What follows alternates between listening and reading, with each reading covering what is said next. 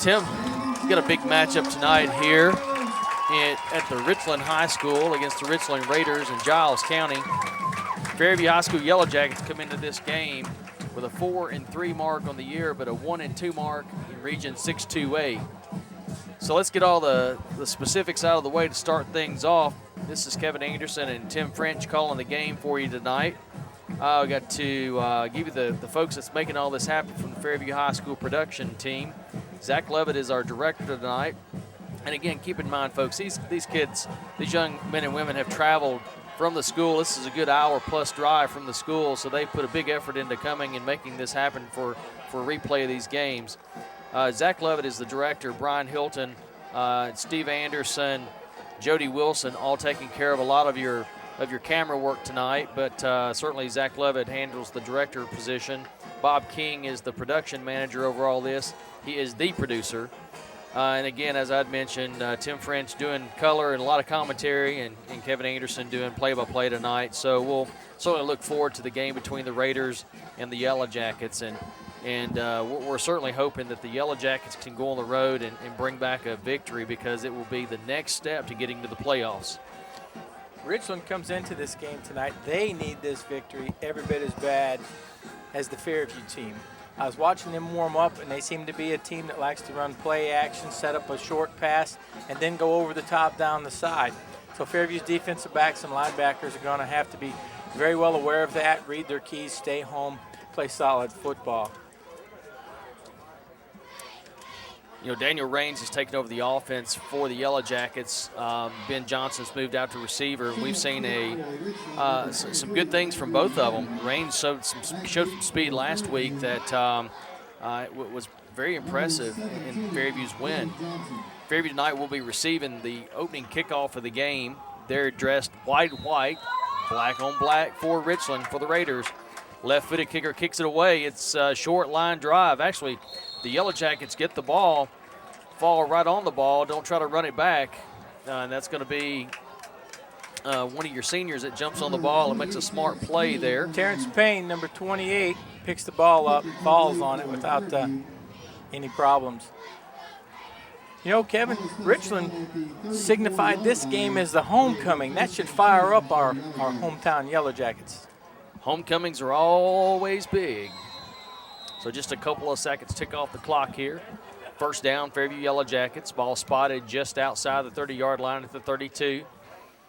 Split back formation. Second man through gets the ball. And stacked up immediately by Richland. Is going to be stacked up not only immediately, but for a 1-yard loss. Yeah, that play was blown up at the beginning by number 52 on the Richland defensive side. He shot the gap. Tyler had nowhere to go. Tried to cut back in. By then the pursuit had gotten to him.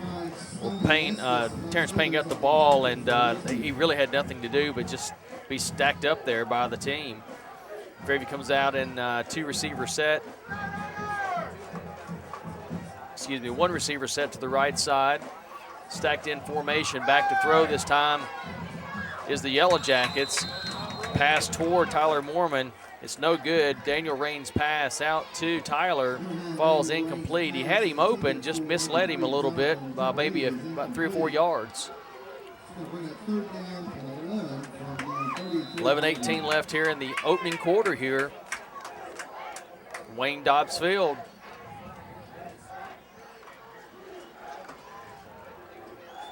Be interesting to see what Fairview calls on this 3rd and 9 on their initial drive. We'll see if they're just going to try and wear them down like they have been doing the last couple games, or if they're going to try to go for something big early. Receiver split out to the right side. Split backs in the set again. Fake handoff.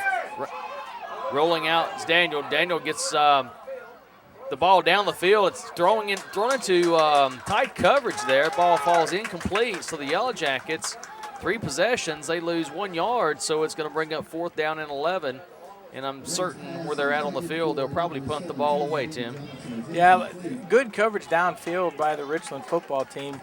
It looked as though Daniel had just a little bit of room, but he elected to look for the pass. With his quickness and his ability to break tackles, he might have been able to get some positive yards there had he tucked it and ran.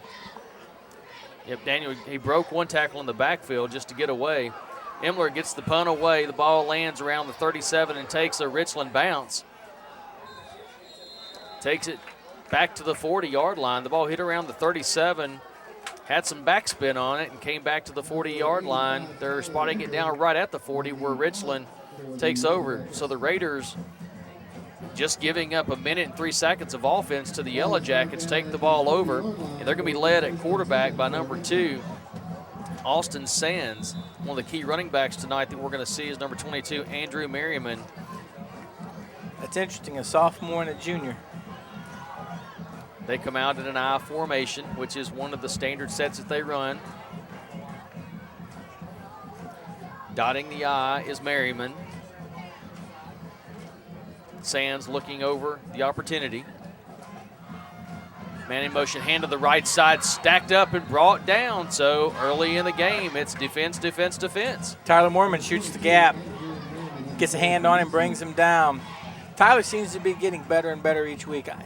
I think he had an ankle or somewhat knee sprain. We mentioned this last week, and he seems to be getting some of that early season quickness back. Tim, that was actually a 1-yard loss on the play. Ball spotted now at the 39-yard line. 2nd down, 11 for the Raiders. Again, coming out with one receiver in the set to the left. Stacked I, little offset I formation this time. Merriman again, the back man in the I. Sands hands off to Merriman. Merriman goes down for another yard loss. Great defense there by the Yellow Jackets. Stacks him up, brings him down. Ethan Cassidy and I believe Mangrum, number 51, were in the backfield very quickly on that play.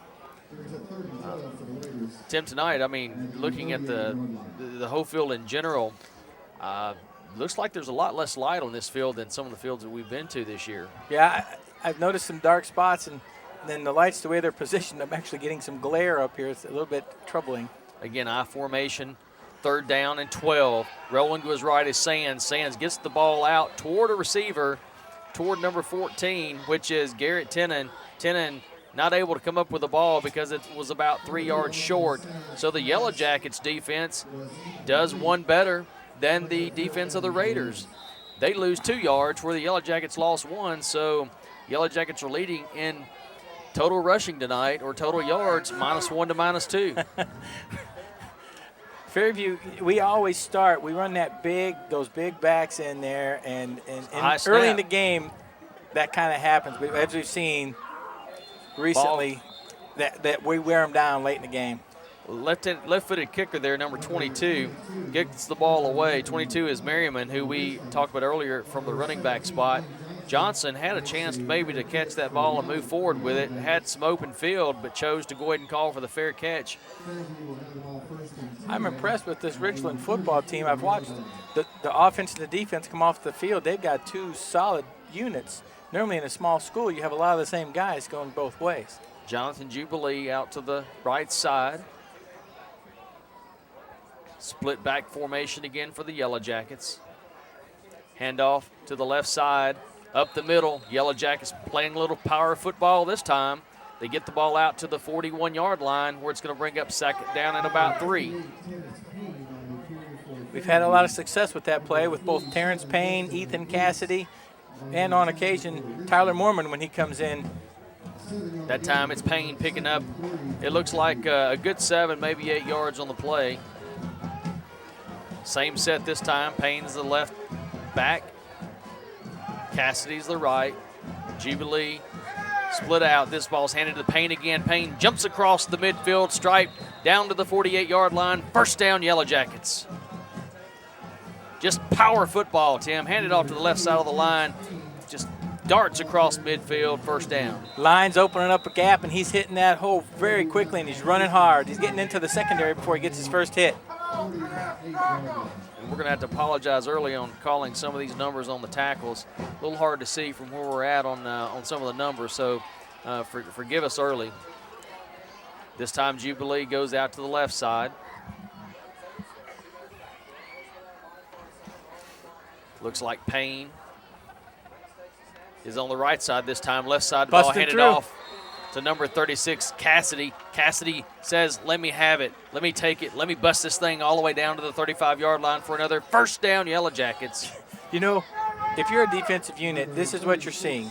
You're seeing 5'11", 215 coming at you 3 plays in a row. Then you come in, and I think you see about 6 foot 205 coming at you, barreling down.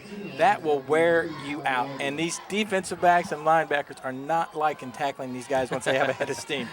Well, all that happened different on that last play is they switched side. Cassidy got the ball on the left side and just took it again for about 13 yards. First man through again gets the ball. Why not just keep going with what we're going? It's working, and it is moving down the field inside the 20 down to the 16-yard line where the Yellow Jackets just run over for another first down. Was that Terrence Payne or was that Tyler Moore? That was Terrence Payne that time, and big, strong runner for Fairview. He broke that long one late in the game last week. yes, he did. Yellow Jackets this time not going to the air early like they did last possession. Just taking everything over the left side of the line. And the left side of the line is just blowing everybody off. So I would imagine they'll just keep going to it, and they do. Over the left side of the line, down inside the 10 to about the 8 or 9 yard line, it's going to be a short second down upcoming here for the Yellow Jackets. Just power football over the left side of the line. This is one of those times where the coaches, maybe they want to get creative. They have to fight that urge because right now there's no need to be creative. No, they've run the same play 4 straight times. And this time they only pick up 5, so it's second down and 5. So you're right, it's hard to not want to try something different, but what's working is working. And so this time they try something different, go to the right side. And it looks like they're going to be close to a first down. Yeah. And that side is, as I said, Ethan Cassidy. He goes about 215 also. So the Yellow Jackets are close to a first down marker. They're going to stop the clock because I'm not sure anybody knows at this point. They're going to bring on the sticks for the measurements.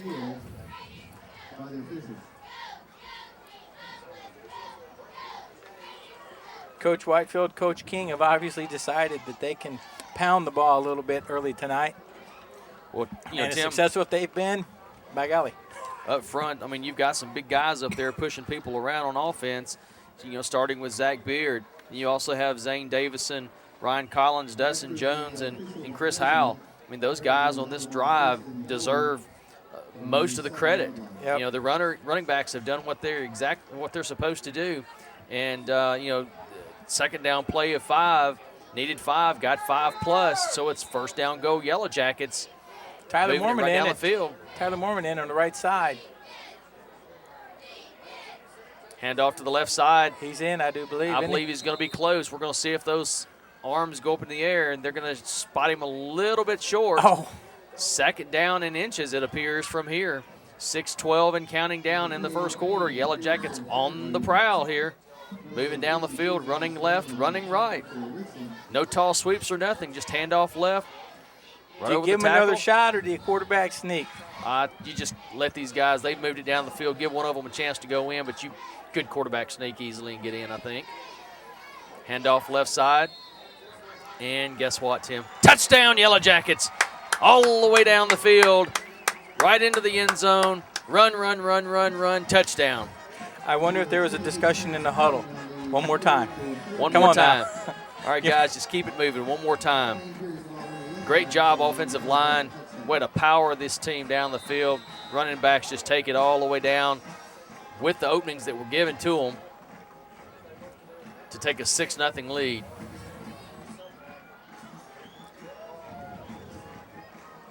Caleb Duke with the point after upcoming. This is a high kick, and it's good all the way into the parking lot. There's going to be a few dents tonight if we're running this way because he certainly has a good leg on him. So the Yellow Jackets in the first quarter, this time they look a little more enthused, a little more better. Yeah. On the offensive side, take a 7-0 lead. It's interesting, that first drive, we tried to run across the field the first play, and that was stopped, and then we threw 2 passes incomplete. It was as if the coach said, all right, let's just hand the ball off, go to our bread and butter, give it to the big guys, and let them pound the ball downfield and let the offensive linemen make holes. And they did.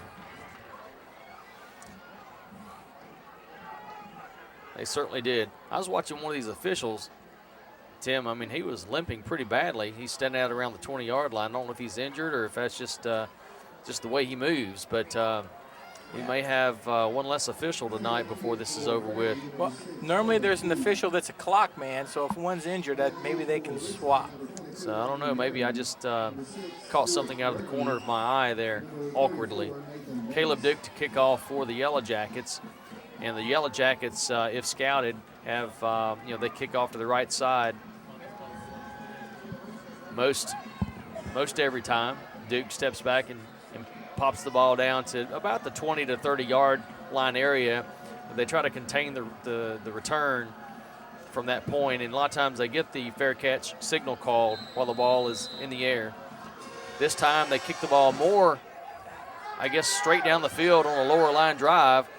Ball's brought up outside the 35 to the 36-yard line, where a couple of Yellow Jackets bring down the running back. And you know who brought him down? There's two people that time that was in on that tackle. Ethan Cassidy and Ethan Cassidy. The two guys that ran the ball all the way down the field for the touchdown are the two guys that just brought down the return guy at the 36-yard line. They like to hit. I guess so. First down Raiders, down 7-0 here on their home turf. Homecoming night for the Raiders. They come this time with an offset I formation. Sands at quarterback, toss to the right side. Number 22 is going to try to get around the outside, and he doesn't. He gets the ball back to the line of scrimmage, maybe half a yard, but Andrew Merriman, Junior Andrew Merriman, was not able to get the ball past where he was desiring to. They're going to give him a gain of 1 on the play, 2nd and 9. I would try to identify the tacklers, but there were several gang tackling him, so I'll just say a host of Fairview tacklers.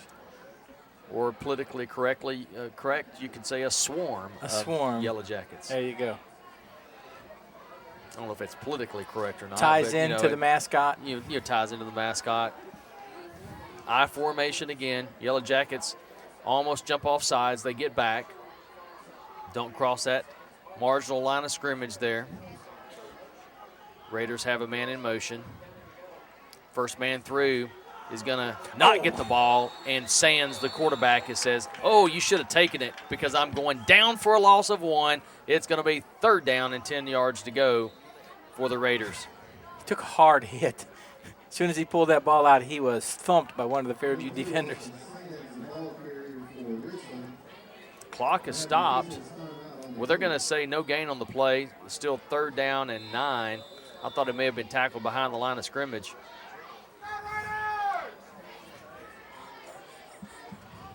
In for the Yellow Jackets on defense is number 43, Clay Hare. Potential passing down, 3rd and 9 for the Raiders. One back in the set this time. Back to throw is Sands, looking to his left, gets the ball out over the head of the intended receiver, which was number 14, Garrett Tennant, who was also his intended receiver in their first passing opportunity. Sands not able to complete the pass to Tennant, so the Yellow Jackets defense holds strong one more time. On the coverage for the Yellow Jackets is number 5, Alex Gertschen, a junior, 5'11", 160. Right there, no room for anybody to do anything because of where he was at. Johnson back to receive.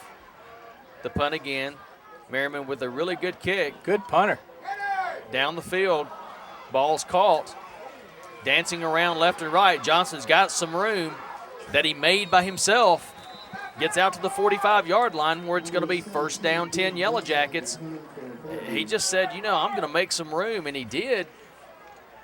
He makes more happen with a few steps than anyone else I've seen this year play football. He comes up, takes a few steps, moves left, and finds a seam, and he turns a punt return that could have gone for no gain into a nice return of 12, 13 yards. Yellow Jackets leading 7-0 with 3:52 left here in the first quarter.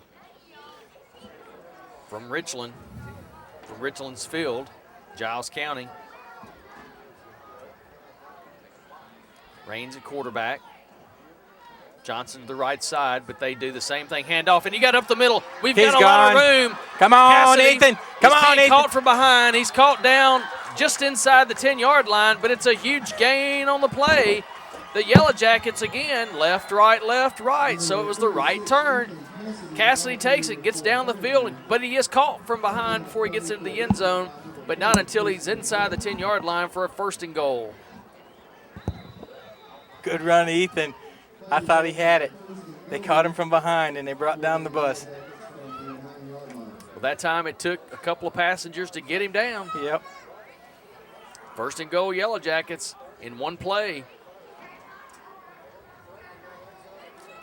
Payne and Cassidy in the backfield again. Hand off to the left side, Cassidy. Cassidy says, well, you got me the first time, but not this time. Touchdown, Yellow Jackets.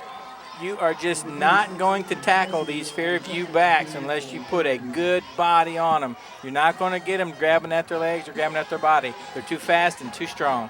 Tim, Cassidy had 2 great runs that time, no question about it, but those guys up front are just blowing the Raiders off the ball. You got to give credit. Ryan Collins, Big Zach Beard, Dustin Jones, Zach Davidson, all those people you mentioned earlier, they are making some creases out there, and the backs are taking advantage of it. This point after is no good. It's pulled to the left side, but the Yellow Jackets take a 13-0 lead. 3:18 left here in the first quarter.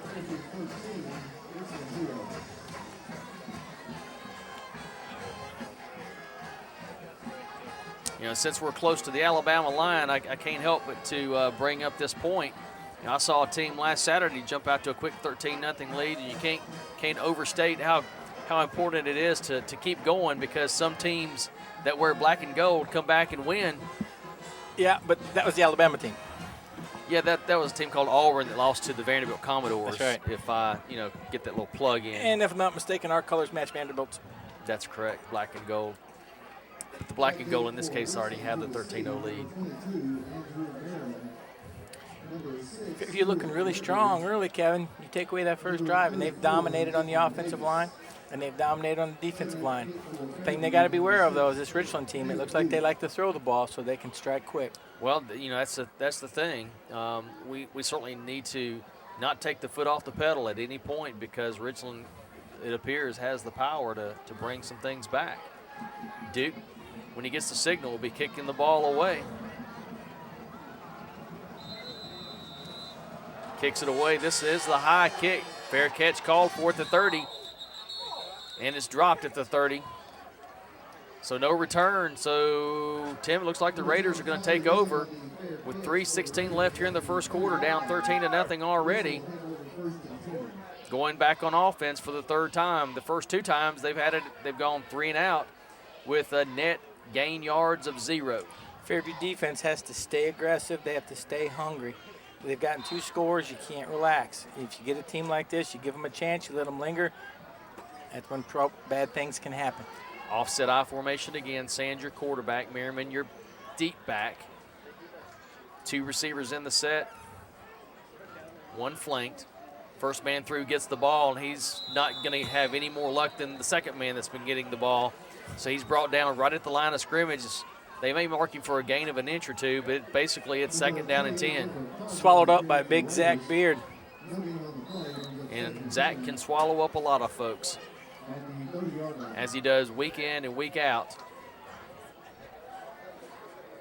As John Madden says, he can block a lot of sun. Yes, he can. 2nd down 10 Raiders. Trailing already 13-0 to the visiting Fairview High School Yellow Jackets. Offset I formation again. The first man through gets the ball again, and he goes nowhere again.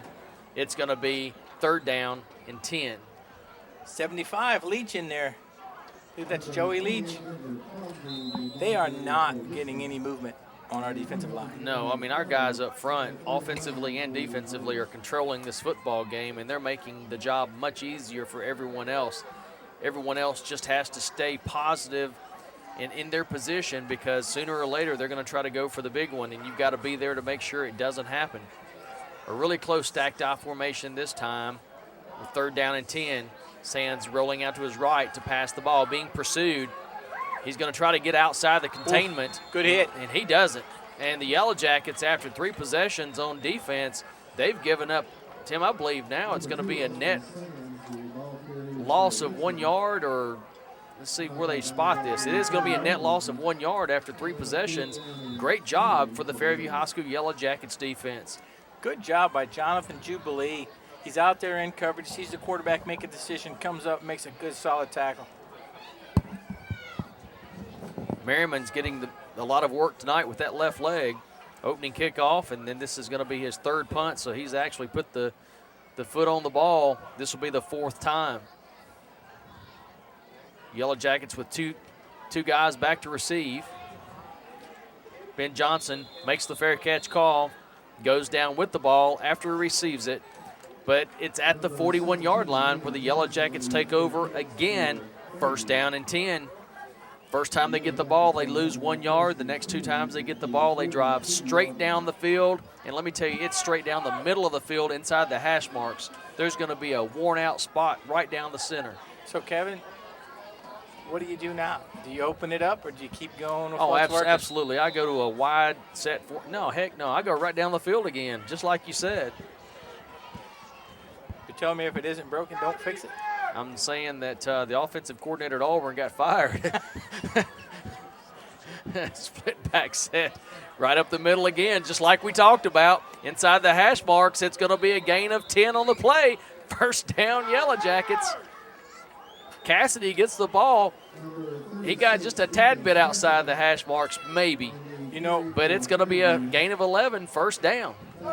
Terrence Payne broke that long touchdown last week, and it just seems to me like Ethan's trying to match him this week. He's wanting that big one. Yellow Jackets, 1 play. They're already inside the Raiders' side of the field at the 48-yard line. And, folks, we're not sounding overconfident because we know this Raider team can come back and catch the Yellow Jackets with any mistakes. That's what, we're just up here cautiously saying. Yellow Jackets need to just keep doing what they're doing, make no mistakes, take this game over and get it out of reach here if they can. 29 seconds left. The Yellow Jackets call timeout, which is a good thing. They saw something they didn't like. They call timeout, which, takes us to a point. Let's give the kudos to the coaching staff here. Head coach Chris Whitefield.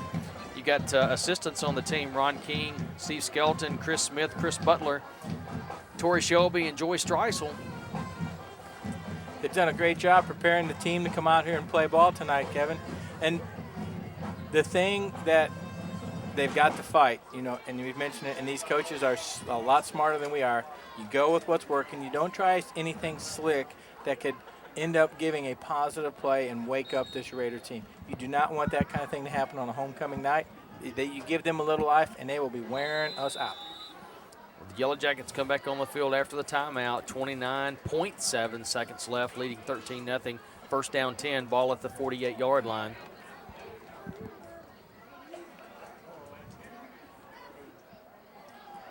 This time going back to throw the ball to mix things up a little bit, get it in the hands of Johnson. Gets down to the 40-yard line. You've got to mix things up every now and then because eventually they're going to catch on to it. You don't want to get yourself in a 3rd and 10 and then start trying to do something and make a mistake. Sure. So come out on 1st down. That's the perfect time to do it. Good call there from the sidelines. Pickup of 8, 2nd and 2. That is a great call. You're running a slant pattern to who? Ben Johnson. One of your best athletes. That's going to be the end of the quarter. So at the end of 1 quarter, the Yellow Jackets, which is the visiting Fairview High School Yellow Jackets from Fairview, Tennessee, lead the homestanding Richland Raiders 13-0. Successful 1st quarter for the Yellow Jackets. Absolutely. These are fun. You like these kind of games? They've got to play hard tonight. And I like that call. When we were talking earlier, we weren't meaning just keep handing it off going down the middle. We were talking about don't do anything, that's really right. Creative where a fumble might occur or a high risk. Ron King, excellent offensive coordinator, excellent play calling. The guys are stacking the line. He runs a slant to Ben Johnson, 1st down. Now, what does that do? Opens up the play that they've been running successfully all night long. Exactly. Those linebackers got to sit back because if they don't, and those safeties and the cornerbacks, they've got to stay back or they throw that slant and Ben's down there dancing in the end zone. That's exactly right. And that time, Johnson could have very easily gotten away from that one tackler. Well, I say very easily. I mean, he had a chance to, but it was, that was a great call. Very low-risk play. Keeps them off guard. You're throwing it to a consistent performer. Daniel Raines at quarterback looked really good tonight. 2 backs in the set again. Wide receiver to the right side.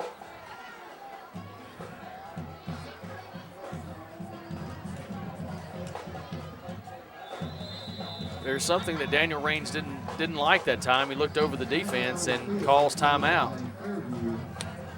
He came up to the line, and the Raider linebackers were in the gaps. Maybe they had called a quarterback sneak. I don't know, but good, smart call by him. He didn't like what he saw. Called timeout. So 2nd down and 2. Stays 2nd down and 2.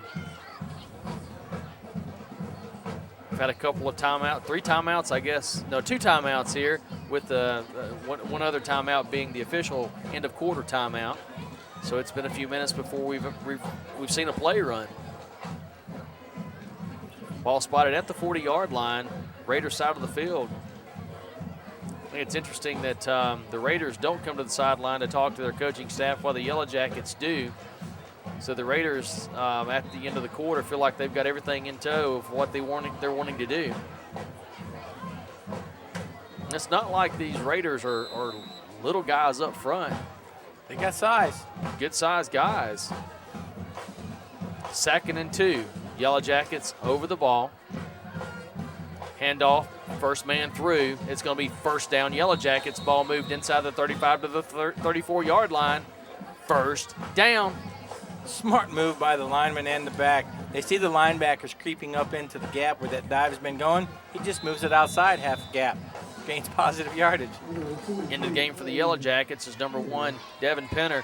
And we have to apologize. Last week we didn't have Devin on the roster, and he was in the game he along with Sean Franks, and we just kept saying 1 and 4. So give them their shout out for being in the game again tonight. Range rolls to the right side. He's got room. He's going to take off running and get around the end. He's going to pick up a few on the play. He's going to pick up probably 3 or 4. But again, he didn't see the receiver being as open as he wanted, so he just used his speed to get outside and pick up a good gain on first down. That almost looked like it was just a quarterback sweep. Seemed like he took it, tucked it, and ran. Positive yardage. Positive yardage. Stood it body right. 11 minutes, 30 seconds left in this first half here from Richland. Wayne Dodd Field. Yellow Jackets have it, 2nd down and 7. And up here in the booth, I think we've got a little bug-a-thon going on, but hand off to the left side. Yellow Jackets hand it off to the bus. The bus gets the ball. He's hit once. That passenger has to get off. Second, third passengers finally get on, and they go for a ride past the first down marker. First down, Yellow Jackets. 64 and 47 had Ethan stop, and Ethan did not stop. Those legs from churning. Says, no, fellas, not this time. Picks up 4 or 5 more. I'm going to tell you, Cassidy got the ball that time, and he was literally hit at the line of scrimmage. I know there's not a lot of replays that we show on these telecasts here, but if you can replay that mentally, he was hit initially, and he took a lot of players with him to get that first down. This time there's a little confusion. Raines, it's a broken play. See if he can get something out of it, and the Yellow Jackets, with the broken play, are fortunate to get back to the line of scrimmage without anything bad happening, because you had 2 Yellow Jackets colliding in the backfield. Raines looking around wondering what he was going to do. It was broken. It was a counter play. I'm not sure which one was supposed to get, but they made the best of it. Worked out. At least getting back to the line of scrimmage. The sad thing about it is there was a big hole over here if we could have gotten them the ball. 2nd and 10 Yellow Jackets, ball spotted at the 20-yard line. 22-yard line, it looks like officially. Ball handed off, coming across the middle to number 27, Tyler Mormon. Mormon gets the ball and maybe gets 1 on the play. That's what we're going to give him, is 1, and call it 3rd down and 9. They ran a little counter misdirection play. Didn't really work that well that time. Now number 64 for Richland stayed home, made a solid tackle. Tim, with the situation as is this 4-down territory for the Yellow Jackets? Absolutely. I tell you what, Richland has come in strong the last couple of plays, and they've made the adjustment like we talked about earlier. You keep doing the same thing over and over again, and the Yellow Jackets are choosing, it looks like, to potentially bring Caleb Duke in, and they have. Duke's going to come in and try a field goal. He's going to spot the tee down at the 28-yard line. It's going to be a 38-yard attempt. Plenty of leg, no doubt about it. Just need to get this one straight down the center of the field. Good snap back, ball placed down, kick up and away again. Plenty of leg. And the officials throw their arms in the air. It's good! Yellow Jackets take a 16-0 lead, so 3 straight possessions with points. And I'm going to tell you what, that would have been good from 50 plus. Nice kick. Yes, it was. That's probably the best we've seen from Mr. Caleb Duke all year as far as leg into it and direction. Going back to some golf analogies, that one had the good towards and yonders. That's right. That's right. It had the lift, it had the spin, and it had the direction.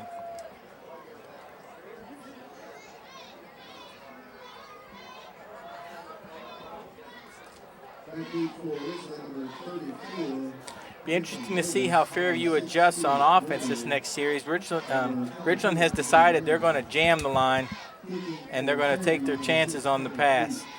But what's the devil in that is if Fairview breaks the line, it's a long touchdown, or at least a long game.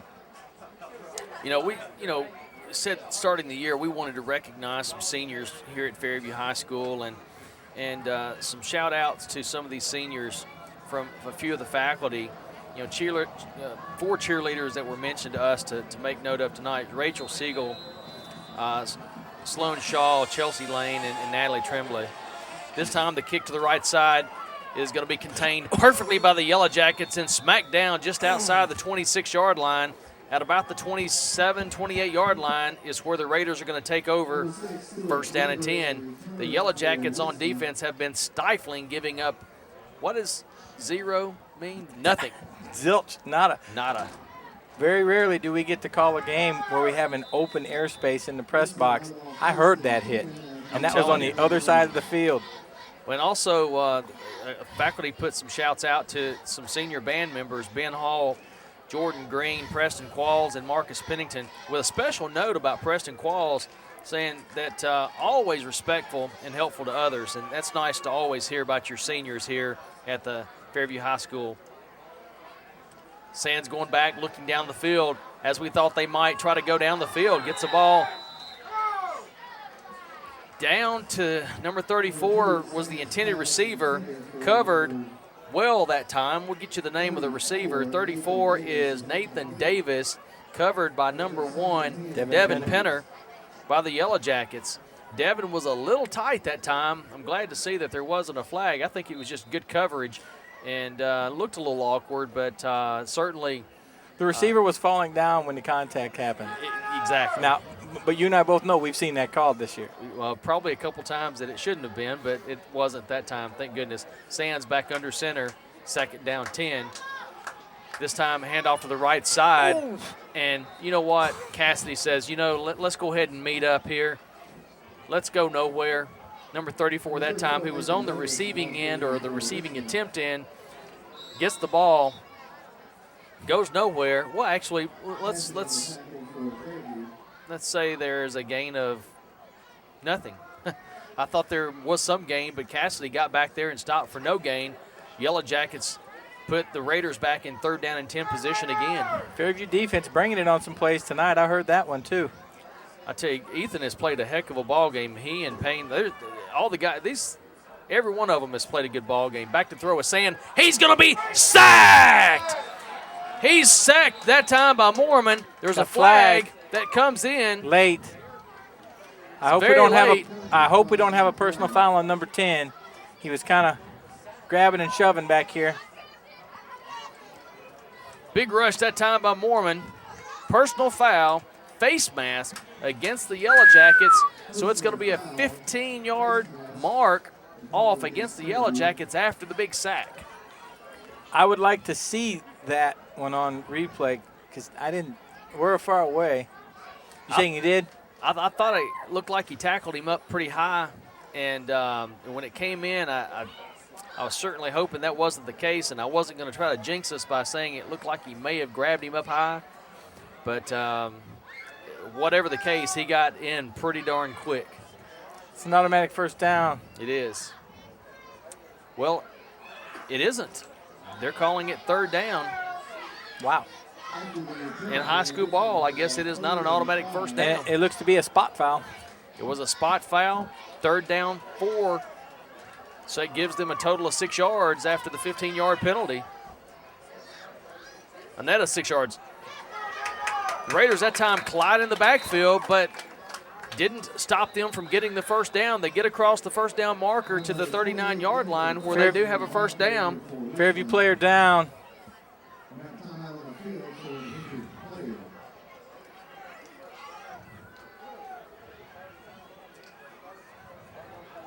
And respectfully, the Raiders and the Yellow Jackets all go to one knee. I can't see who it is, Tim, can you? I'm trying to figure out who. I'm thinking it may be Tyler Mormon.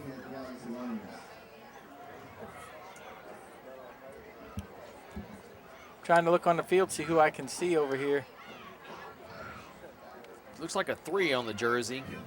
If it's a 3, it could be Ethan Cassidy. I'm trying to find him on the field out here.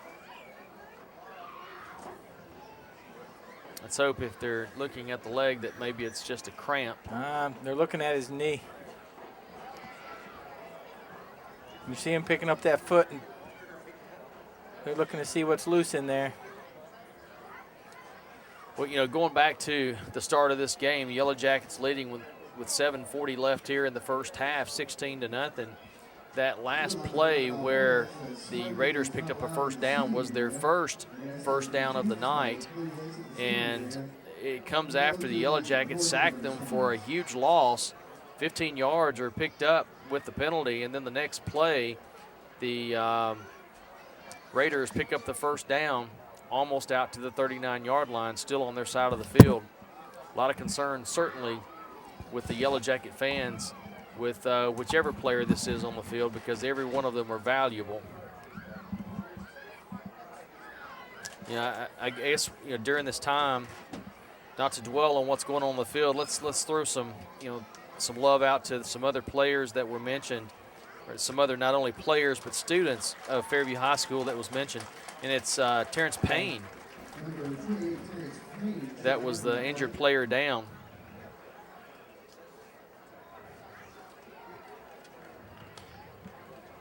You hate to see any player go down. He looks like he's getting a little better as he gets to the sidelines. I sure hope that's just a minor injury for Terrence, because he's a great young man and a great football player. Absolutely been a huge asset to this football team, but not just the football team, but he's a big-time guy for the school.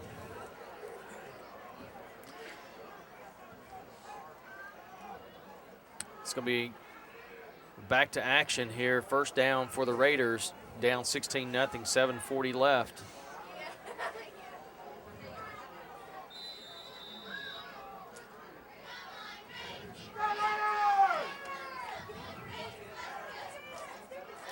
Man in motion is going to be Merriman that gets the ball behind the line of scrimmage. He's going to be brought down for a loss of 2 on the play.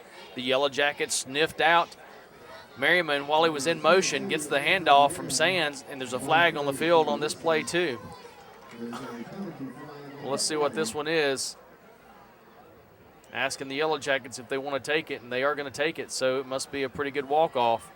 Usually it's in the spot of the flags in the place on the field that's usually holding. And holding is a spot foul in high school football, and that's what it is. It's a big, big walk-off against the Raiders. Now, Tim, I can't see. Is that something in the neighborhood of first and 25, 23? 23, yeah. Handoff Merriman over the left side of the line of scrimmage. He's not going to pick up enough to make much of a difference on that first down play. It's now going to be Second down and about 20 yards to go.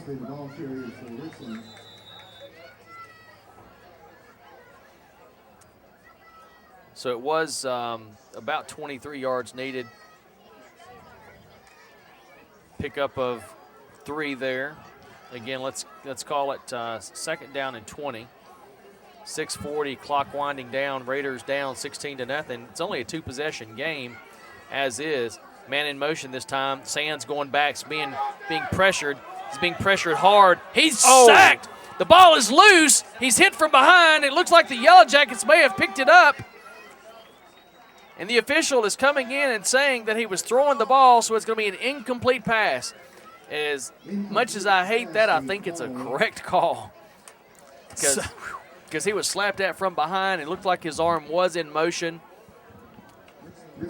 But I would have loved to have had the fumble. Those Fairview defenders getting after him. Chased him all the way across the field. Great hustle. I like to see that effort by the Fairview football team.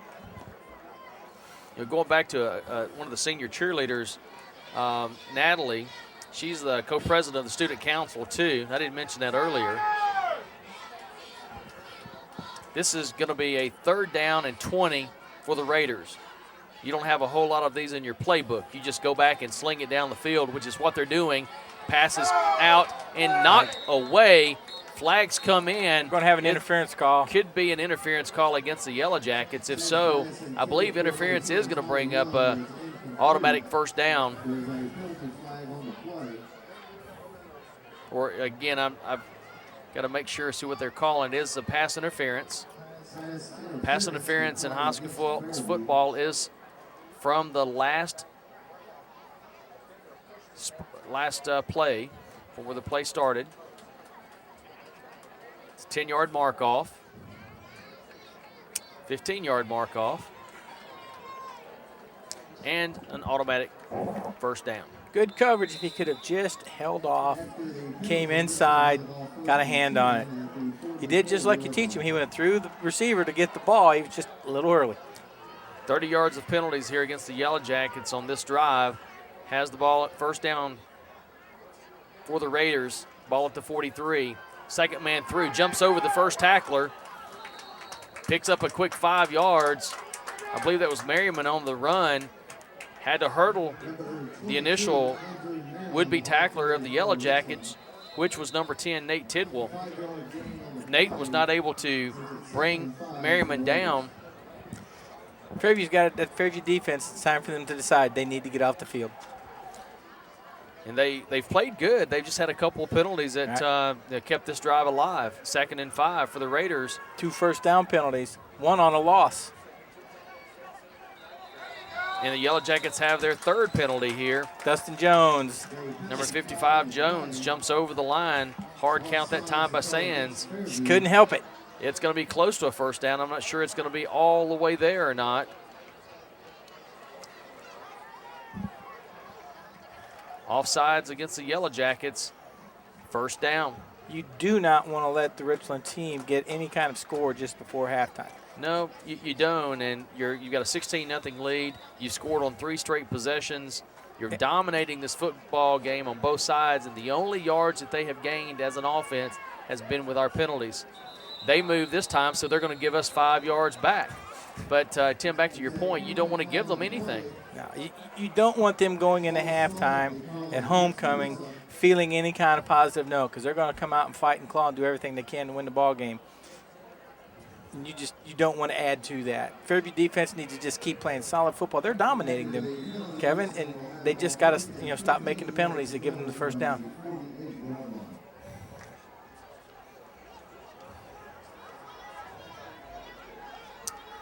Loss of 5 with the penalty, 1st and 15. 2 receivers in the set, 1 left, 1 right. Kind of a wing T formation this time.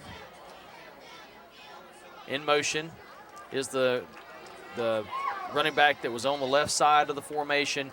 Picks up a couple on the play across midfield into the Yellow Jacket territory. Devin Penner with a strong tackle. 48-yard line. And that was, let me tell you who that was. There's 34, which is Nathan Davis. Nathan Davis is a 10th grader sophomore for the Raiders. You look down this Raider roster, and there are a lot of players out there that are sophomores and juniors, which bodes well for them in the future. No question. Merriman back, dotting the offset I a little bit. Davis to the right, Sands under center. Yellow Jackets look like they're set on defense. Merriman up the middle. He's got a little room. He gets hit initially by number 10, Nate Tidwell of the Fairview High School Yellow Jackets, with a couple of other Yellow Jackets coming in to help finish off the play. It's going to bring 3rd down and 7 for the Raiders with under 4 minutes left here in the first half. Raiders down. The Raiders get the ball to start the second half. So, again, like you said, you don't want to give them a score and then them get the ball right back, because they can make this a ball game very quickly.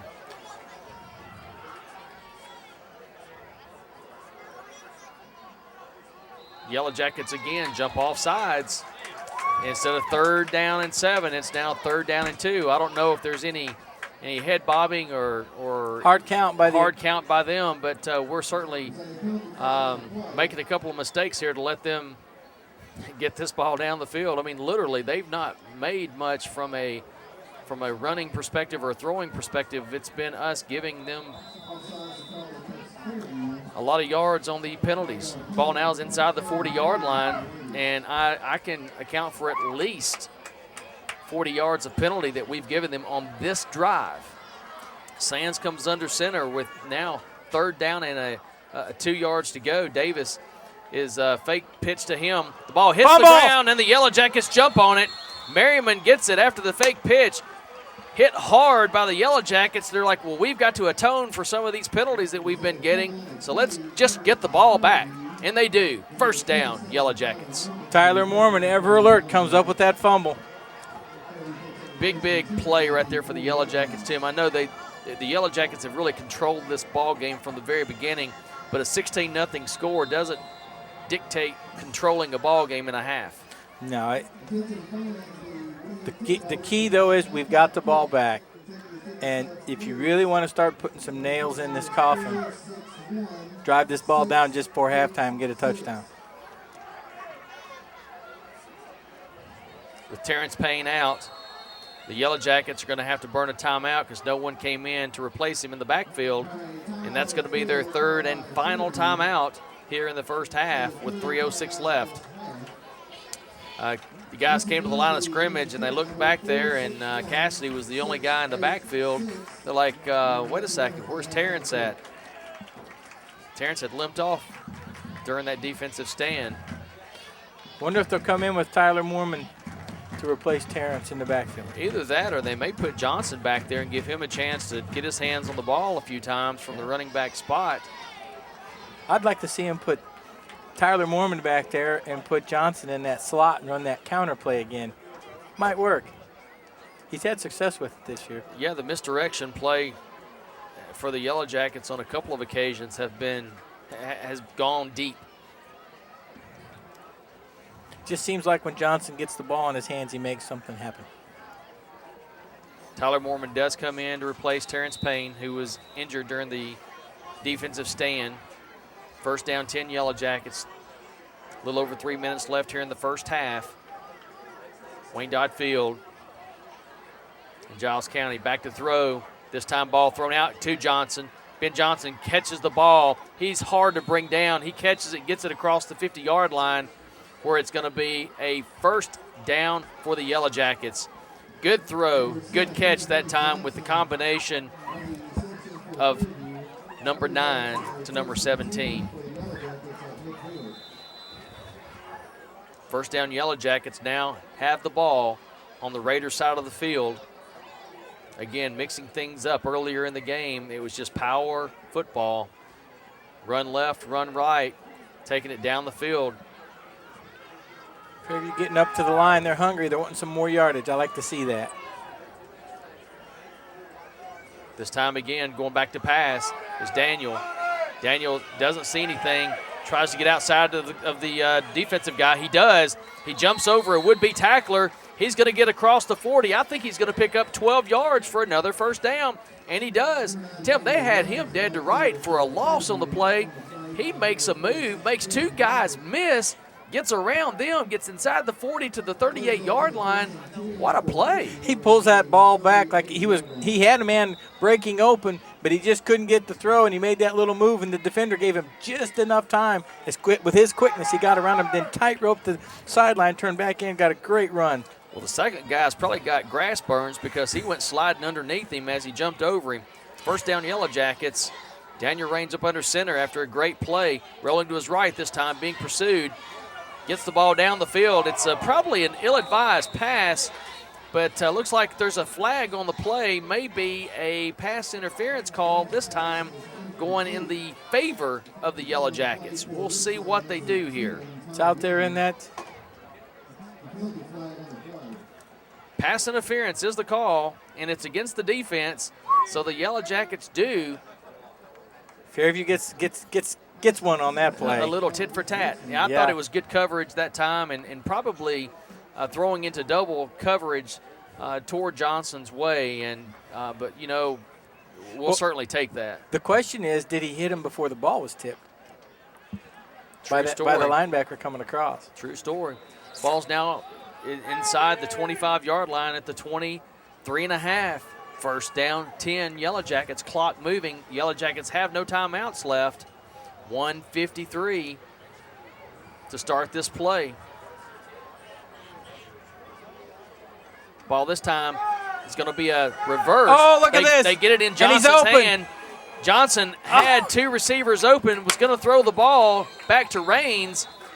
He could not and was not able to pull the trigger on it for some reason, but picks up a couple of yards on the play, but he had Raines wide open in the left side of the end zone. If he could have just got that arm cocked, all he had to do is lob it out there. Yeah, he was wide open. Great call.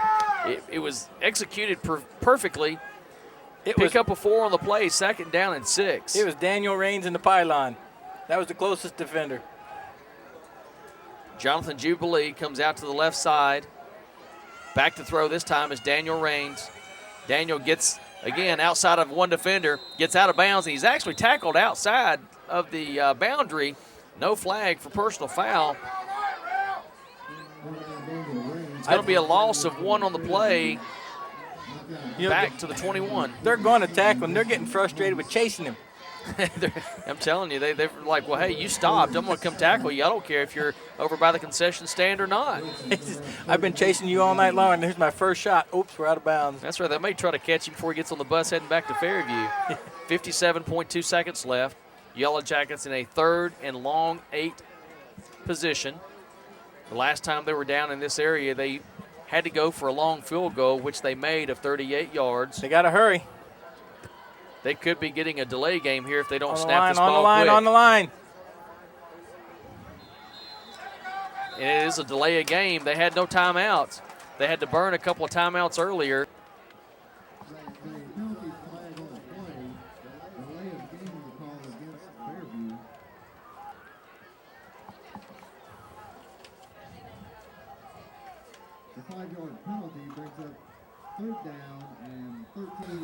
Ball spotted at the 26-yard line. So if we pick up no yards here, you move it back 7 yards, that's to the 33. That would make it a 43-yard kick, which, as we saw earlier, plenty of leg for that, but you certainly want to have a chance to get inside the end zone with a touchdown. Raines this time is being pursued. He gets away from the would-be tackler. He's going to try to get outside. He does. He gets inside the 20. And gets out of bounds. He gets out of bounds to stop the clock. He does not get the first down. He gets down to the 15-yard line. He's not real far away. They may try to get this ball by handing it off to Mr. Cassidy because, Tim, he's close to the first down. He's within a couple of yards. That's one of those risk-reward scenarios, and it looks like they're going to bring on Caleb Coach. Duke. He got my partner up here with 48 seconds left begging for a 4th down try. And you never know. They may try to fake this thing. But you do get the stop of clock after the first down play. Yellow Jackets given Caleb another opportunity to put 3 more points on the board here. He's got a left hash mark angle in, ball up and away, and it's kicked, and it's no good. So the Yellow Jackets miss an opportunity, move the ball down the field after a fumble recovery. A couple of good plays. And Caleb, this year, when he's missed to the left, not by much, but he's missed them to the left side. So now with 41 seconds left, it's still a 2-possession game with the homecoming Raiders getting the ball back, and we'll see if they sit on it or they try to go down the field and score with the passes. If they do, I'm saying that plays right back into the hands potentially of the Yellow Jackets, because we have many, many interceptions on the year. I don't know the exact number. I should have the stat sheet in front of me, but I don't. But we have several interceptions. So I'd like we'll to see the see what they Jackets do. pick up a cheapie here, Kevin. I Nice little formation. interception. Looks like they're going to go just running set here. I may be confused on the set, but I think they are going to. They understand that if they turn the ball over, the Yellow Jackets have plenty of leg, and they're probably going to run a couple of plays, and they were hoping if they could bust that one and get something, they may call a timeout and go for something more. But I think here with 28 seconds left, the ball blown into play, they certainly may try to go for it. I would, nothing to lose, but in their case, they're just going to be satisfied to go into the locker room down 16. And the Yellow Jackets are backing people off. Davis in motion this time, gets the ball as the second man through, and he's hit. Holds onto the ball tightly, and that's going to be the last play of the first half. 0-0 showing on the scoreboard. Good first half for the Yellow Jackets, where they are leading the homecoming Raiders from Richland 16-0. There's going to be a long halftime series of activities, Tim, and let's sum this up real quick if you want to. We'll kind of let things go to the halftime, but Yellow Jackets, in my opinion, dominated other than having 4 penalties on that one drive. Fairview dominated the game in every way but on the scoreboard. Now, they've got 2 touchdowns, and that's fine. And they've played great ball. They've dominated on the offensive side of the line, and they've dominated on the defensive side of the line. They need to keep that momentum coming the second half, and I'm sure those coaches will keep them fired up, reminding them that Richland has chosen them to be their homecoming opponent. And I'm sure that'll keep our guys hungry. Well, we got about 20 minutes here before the start of the second half, and I liked what I saw. I'd like to see the Yellow Jackets come out with that much fire again and take this game over in the third quarter and put it out of reach. But whatever the case, if we go back to the city of Fairview with a W, with a 2-2 mark in the district, I keep saying district, back in Region 6-2A, that is, then it would have been a successful trip.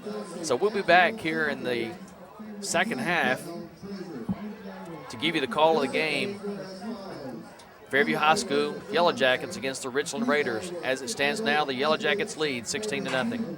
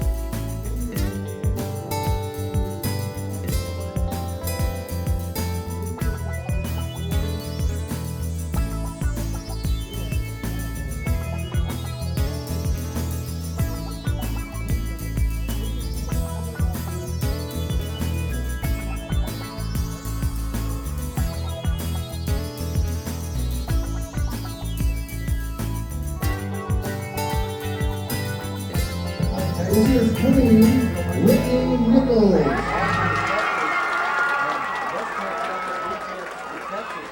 This year, we have a tie for homecoming king. We have as kings Austin Pate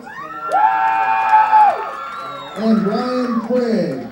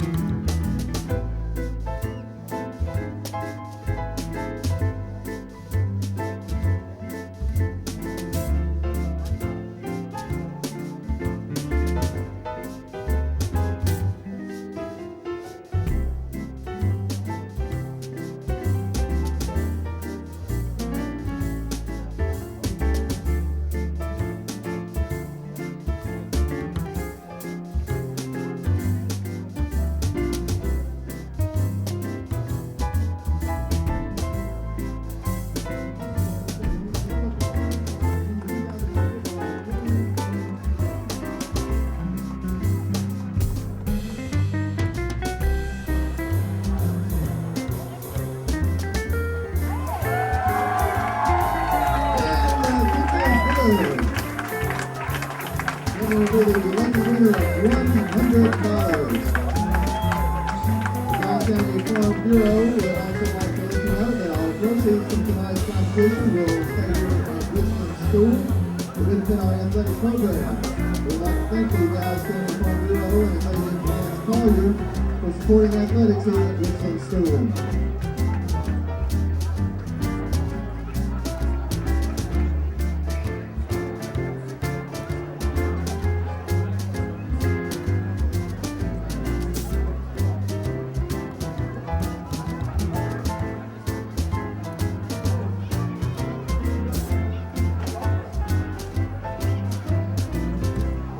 Since Kevin's kick was successful, we will be doing the halftime kick again by next home game. We will start over at $50.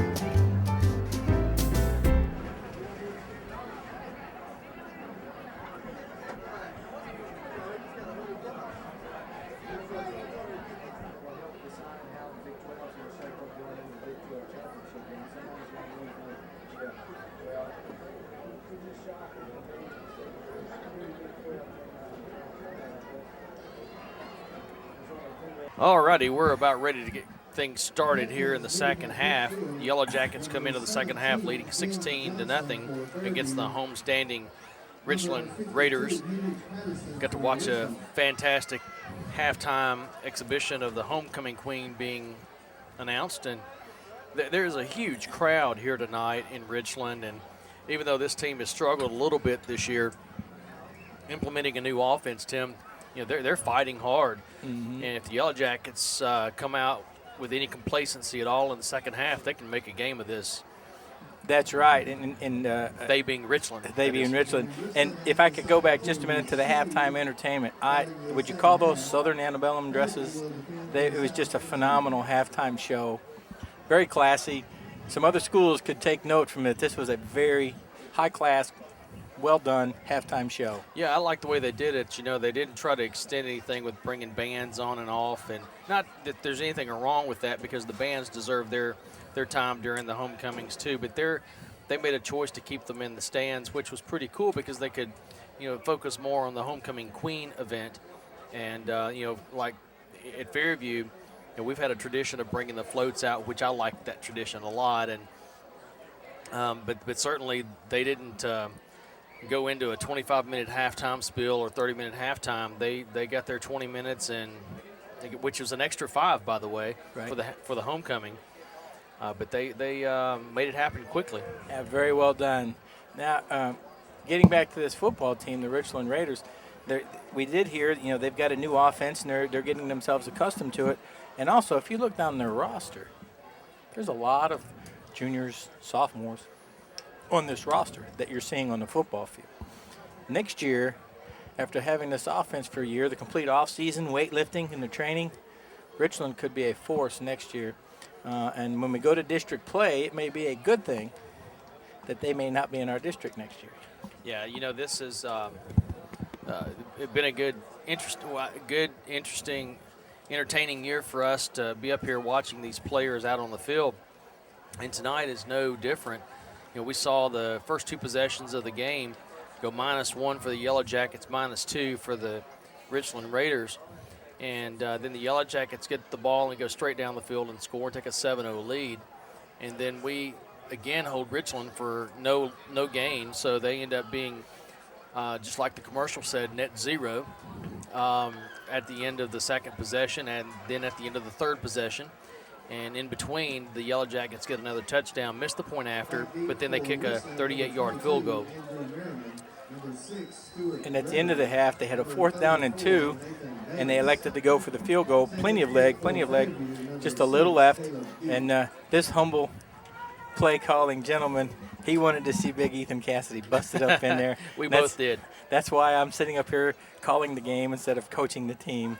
They know best. Yeah, no doubt. Coach Whitefield and Coach King a little smarter than we are, little being very long. This is another kick to the right side. No fair catch called for, so they're going to try to bring it up the sideline. They bring it out to the 35-yard line, so Richland will start with good field position at the 35-yard line. And if you watch the Yellow Jackets play all year long, that is the standard kickoff for the Yellow Jackets. I keep waiting for one of these games, Tim, where they're looking. In that case there, you had nobody within like 20 yards of the sideline. One of these days, they're going to kick it to the left side of the field and catch everyone off guard.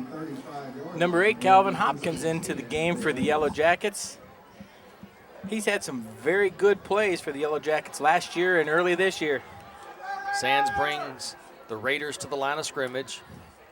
Little wing formation this time, going back to throw.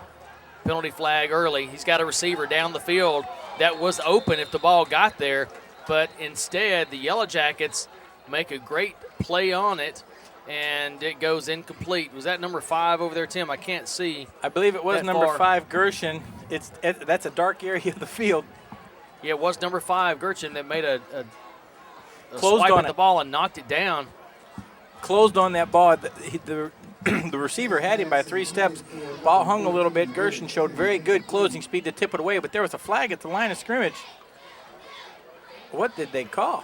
And it's a 15-yard penalty. May have been too many men on the field. I didn't see. I don't know what. That's too many men on the field. 12 men on the field for the Yellow Jackets. So illegal participation is the call. 15-yard mark-off gives the Raiders a good start to the second half. Back to throw again, get the ball out, and the ball gets to the receiver, but so does the Yellow Jacket defender and knocks the ball away. No gain on the play. I believe that was Ben Johnson on the coverage that time. Got there exactly at the same time the ball did. Knocked it out. Once again, the yardage gained by the Raiders is Fairview Yellow Jacket penalties. Come on, Jackets. They are in the Yellow Jacket territory at the 49, or just inside midfield. Merriman, one of their key running backs, is split out to the right side in an offset formation. One back in the set. Sands trips going down the field, and it's picked off. What Anticipation, pickoff down the left side of the field for a touchdown. Yellow Jackets. Was that Clay Cook, number 23? Number 23, Clay Cook, read it from the very beginning. Sands, unfortunately for the Raiders, stumbles going back after receiving the snap, looks to the right side and never saw the Yellow Jacket defender. Cook takes it to the house for a 49-yard interception return. Touchdown, Yellow Jackets. Cook reads the quarterback's eyes. Quarterback stumbles, gives him that step to get over there. Great play, takes it to the house. Like to see that. Now the point after upcoming. Johnson to hold. Snap back is good. Strong leg kick is up and away and also good. Yellow Jackets seize the moment with the interception, take it the distance, and move it from a 16-0 lead to a 23-0 lead. Nice kick inside that left goal post. Maybe we need to get old Caleb to aim a little right. So when he gets out there a little further, it's got a little bit more time. He's got plenty of leg, powerful leg. Must be watching my golf game, not the powerfulness, it's the leftness. Well, I don't know, my golf game would be, I'd be hitting that pylon in the back left corner. Mine is a yank. A yank, pull, hook. 11:27 left. So we come right out, 12 minutes to start the third quarter, and we are 33 seconds into the second half. We kick off, and we have scored 7 points on the interception return by Clay Cook. I'm going to tell you, that was pretty, Tim. That was absolutely beautiful, the way that he read the eyes, stepped in front of the receiver, and wasn't going to be caught. He was just running down and counting 40, 30, 20, 10 all the way to the G. Great play. Great play. You like to see that come out quick score. Kind of get the Jackets running downhill. The Raiders feeling like they're going uphill.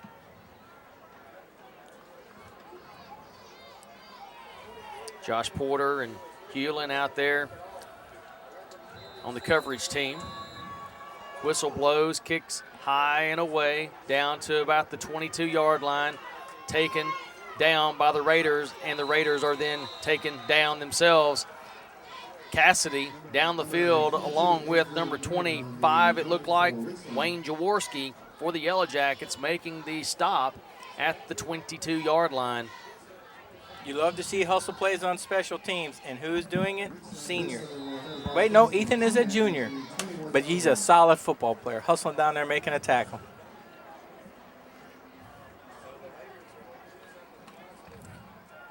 So Cassidy seems to be doing a lot tonight. Touchdowns on offense, defense making hard tackles, kickoff coverage.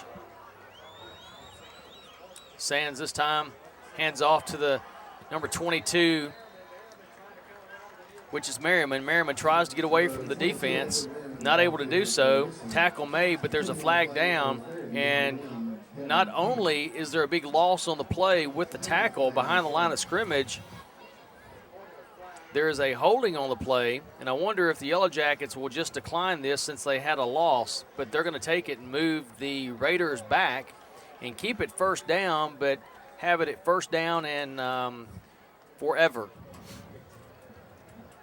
Holding the call against Richland. 10-yard penalty. Raider defense continuing to get or win the battle of the line of scrimmage. They're getting inside of the offensive lineman, and that is just not helping out those runners. First down, 21 yards to go. Sands has the ball for the Raiders. First and long. In motion, Davis. Sands turns around with no one to hand it off to, takes it up the middle, picks up about 2 on the play. So it's going to bring up a second down at about 19 yards to go for the Raiders. That play wasn't pretty, Kevin. I think that was a broken play. I believe so. He turned around and said, hey, where you guys at? And I guess I'll just take it and go myself. Sands comes to the sideline, gets information from the coaching staff. And in high school football, if you get a 35-point lead in a game, the clock doesn't stop. So, if there are a couple more scores here, this game could be over with pretty quickly, literally be over with pretty quickly, as long as that margin is in play. Sands under center. Back to throw this time. Oh, fakes. He's deep. Got the receiver out there. Goes through the hands of the receiver. That was a good fake A good pump fake that time by Sands, gets the ball down there, and I couldn't tell if the Yellow Jackets got a hand on the ball to keep it from being caught, but certainly number 14, Garrett Tennant, had a chance to bring that in. He could have maybe fought a little harder for that ball and gotten it away from the pesky defender that time. Tim, I couldn't see who it was, so defending. I'm not sure who the defensive back was. I couldn't tell if it was 14 or 18. But the receiver, again, got a couple steps by him. Good closing speed by Fairview's defensive back. So it's 3rd down this time and 19. Sands going back to throw, and he's going to have to throw deep. And this time he throws deep to the right side. It's a fluttering ball, goes up in the air, and Hopkins fights and tries to get the interception. Yet a couple of the Yellow Jackets defending the play, and it goes incomplete because everyone's fighting for it. No one able to come up with the possession. Yellow Jackets defense stands strong. That's what you like to see. We had 2 Jackets converging on the ball to 1 receiver. You like to see that. Odds are in our favor. Ball's incomplete. Stuart Gregory on the play that time as the receiver for the Raiders. Made a good effort to keep that ball from being intercepted because it certainly had a chance of being intercepted. Johnson back to receive the kick along with another Yellow Jacket buddy. The ball gets away from Ben Johnson. He picks it up running backwards at the 40. He's up at the 40 now. He's got a little room on the outside, breaks a couple of tackles. There's a flag going down. I believe we had a little block in the back that time because I saw one of the Yellow Jacket blockers looking to see if anybody caught him actually, and when he saw the yellow flag on the field, I think he felt like he had been had. Yeah, I saw that too. I think that was a flag thrown because he just looked guilty, and he did block him in the back. No question about that one. Anytime you have a change of field, change of direction by the return guy, it puts the blockers in an awkward position sometimes, and I'm not going to tell you which number it was because I don't want to call the young man out because he's played a heck of a ball game tonight, but he certainly looked around, and I bet if we could have seen through the face mask the look on his face, it would have been like a darn shucky type of a look. He's probably hoping that one didn't get recorded. Probably not. He's saying, I hope that game field shut off right there. 9:36 left. Yellow Jackets with the ball leading 23-0. 9:36 left here in the 3rd quarter from Richland. Raiders not being able to do anything with the Yellow Jackets tonight. Yellow Jackets this time looks like a little broken play on their part. Daniel Raines gets the ball, moves around the left side, and is going to pick up good yardage on the play. May not have been broken, but it certainly didn't have a lot of people going with him on that side. Pick up a 4 on the play. 2nd and 6. Daniel Raines does the right thing, though. The play's broken. He turns it back up in where the hole's supposed to be, gets positive yardage. Absolutely, and it may not have been a broken play. He just didn't have any pals running into the line with him that time, and certainly on the left side of the line, big number 56 for the Yellow Jackets created the hole that he's going to pick up yardage anytime he turns into that spot.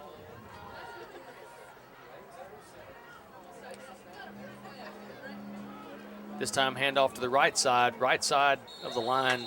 Didn't open up as well as it has been most of the night, but there's going to be a pickup of about 2.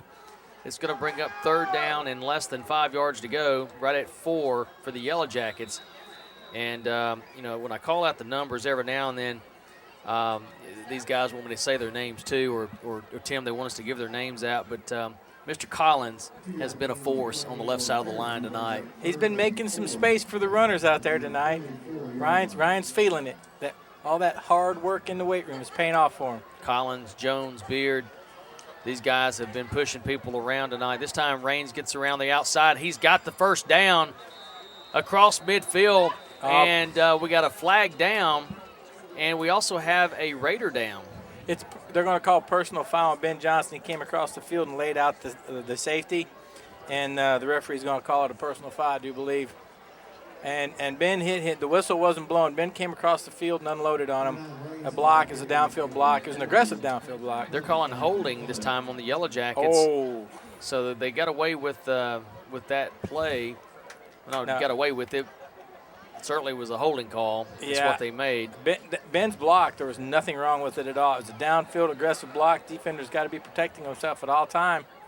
and he turned his head, and Ben came over, and head was in front, hands were in front. 3rd down 7 for the Yellow Jackets after the 10-yard step off at the spot of the foul. So 1st down Yellow Jackets turns back into a 3rd down 7 after the penalty. 2 backs in the set behind Raines. Jubilee split out to the left side, looking Jubilee's way, tosses the ball to Ben Johnson. Johnson makes one man miss, makes a second man miss. He gets close to, and I think he got the 1st down yardage needed up to the 48-yard line. They're stopping the clock because I do believe it is a 1st down. They're going to come in and look at it, and we're going to see if we get the signal for it here. It's close, and they're saying close enough to measurement, yep. Timeout. Ben, once again, makes 2 small cuts and turns a tough play into a potential 1st down.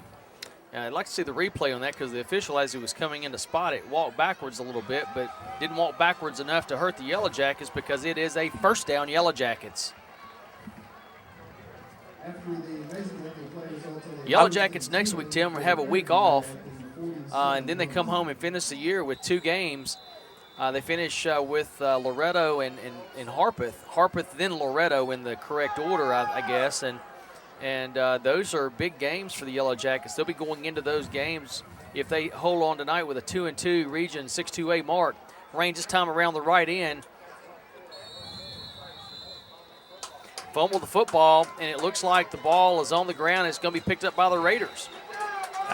So the Yellow Jackets come back after getting the 1st down, and the ball is dropped, hits the ground, picked up by the team in black.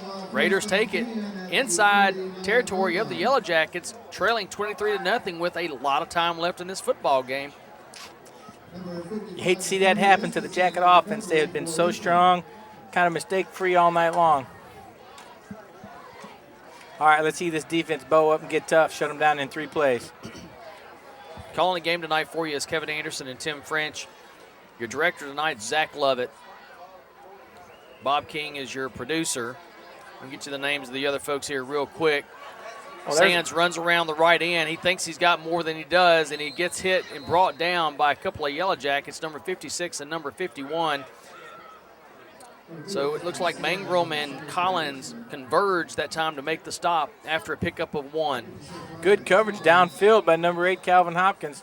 Looked like the quarterback was trying to go to number 46, and Hopkins had him smothered, so he didn't have much choice. Fairview was coming to get him, so he tried to run, didn't get much. The other folks on camera tonight, Brian Hilton, Stephen Anderson, and Jody Wilson tonight, bringing the action to you on replay from the Fairview High School production team. Good job, team.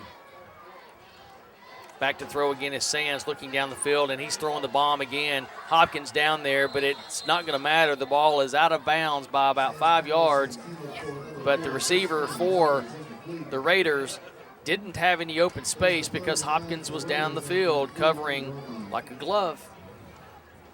I'm waiting to see if Fairview brings someone off the edge. If you look at the pocket the Raiders are doing, they're pulling back real tight into a pocket and keeping those Raiders at bay with low hitting, not illegal low hitting, but low blocking. And I wonder if we can bring someone off the edge and get a nice little sack. 3rd down 9 for the Raiders, the 48-yard line of the Jackets. Again, a pump fake, and they're going deep again. The Yellow Jackets are in position for a potential interception. And we got it. Johnson takes the ball away. Interception, Yellow Jackets. Yellow Jackets take over, 1st down and 10 yards to go. And that was taken away. It was not given, it was taken. Good play, Ben Johnson. That was the game I wanted. And Ben Johnson said he wanted it. He absolutely took the ball away. There is no doubt about it. 1st down 10 Yellow Jackets after the interception. Ball spotted at about the 42-yard line.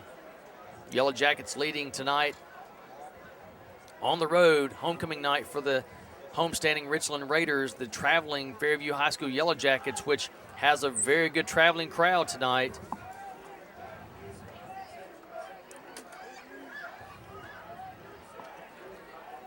Take over possession, 1st down 10.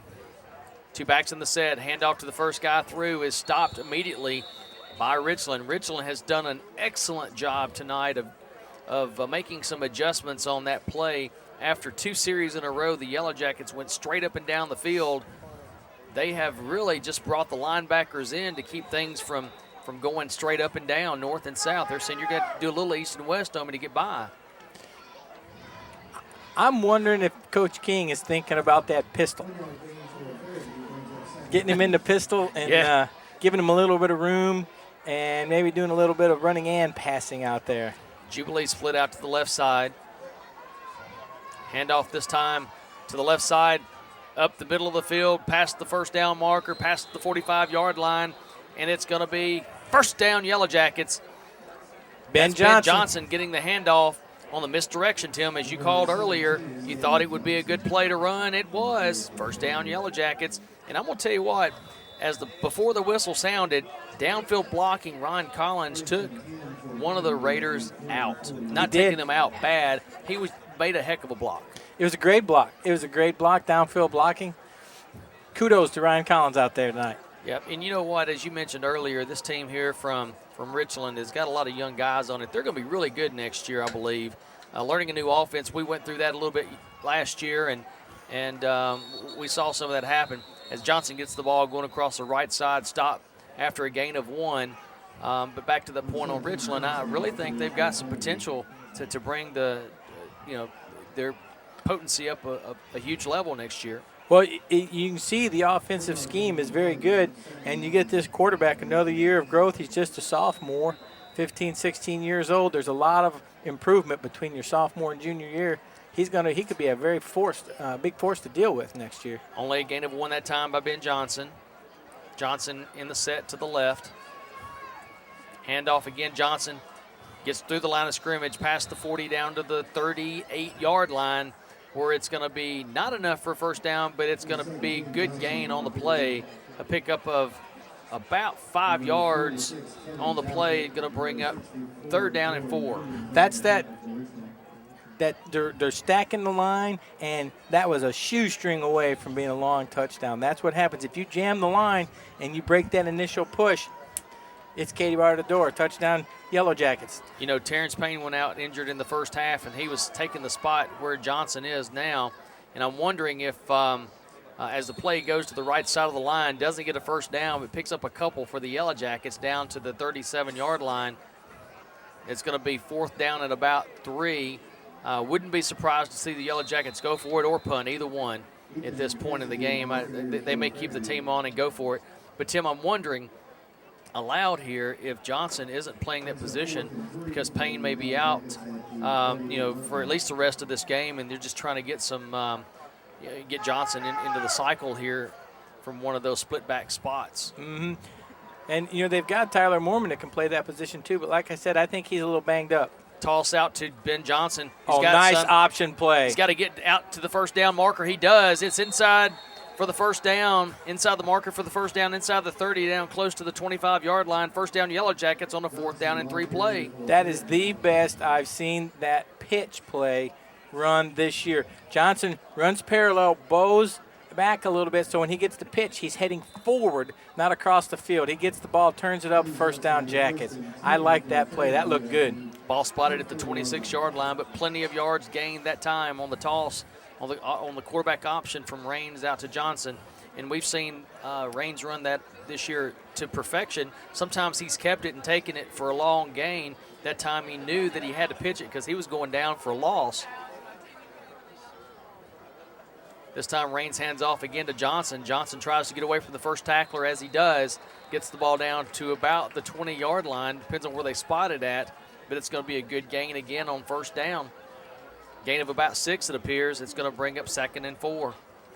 You watch Johnson run, and one thing comes through every time. He has got incredible balance.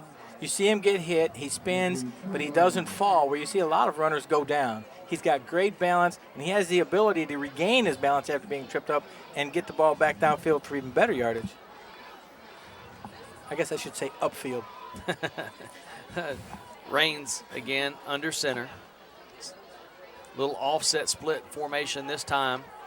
Raines sending Johnson over to the right side. And before they can get the play off, the Yellow Jackets decide from the sideline to call timeout because I think they thought,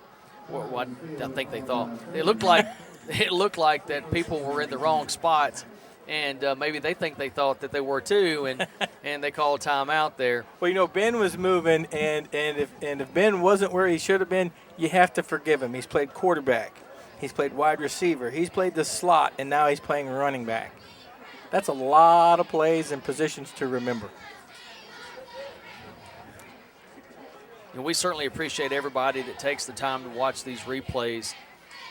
These teams come out and they work really hard to put on the production from the production staff. And, you know, Tim and I, you know, certainly enjoy the heck out of the opportunity to be up here and watch it and put these headsets on and just kind of bring to you our flavor of the game. And but the big thing is these kids, if you're watching the replay of the game, you're kind of getting a flavor of what the high school is all about from the football perspective. And I know that they appreciate everybody that watches on Channel 3 and Channel 19 when these games are replayed back. And just encourage everyone to tell your friends and get everyone in the community involved.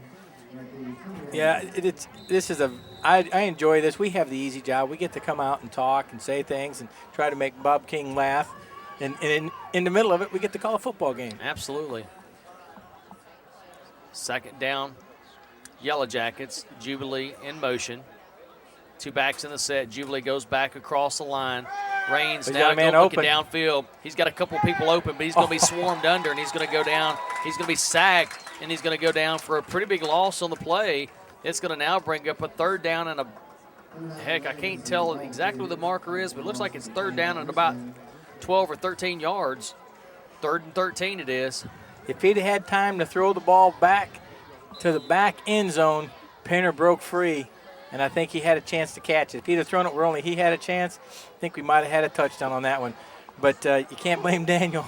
He didn't have much room to see. He was looking at a lot of black. Yes, he was. That was one moment that he was Men in Black is the movie that came to mind first. 58 seconds and counting down here in the third quarter. Yellow Jackets still controlling the ball game. 3rd and 13, so it's a long play here. Handoff to Johnson on the left side.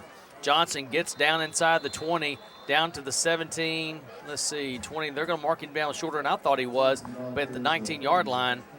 Picks up a pretty big gain on the play. I thought he had a couple more yards than that, but that's a gain of about 10, 4th down and 3, and the Yellow Jackets went for it just a moment ago, 4th and 3 outside the 37-yard line.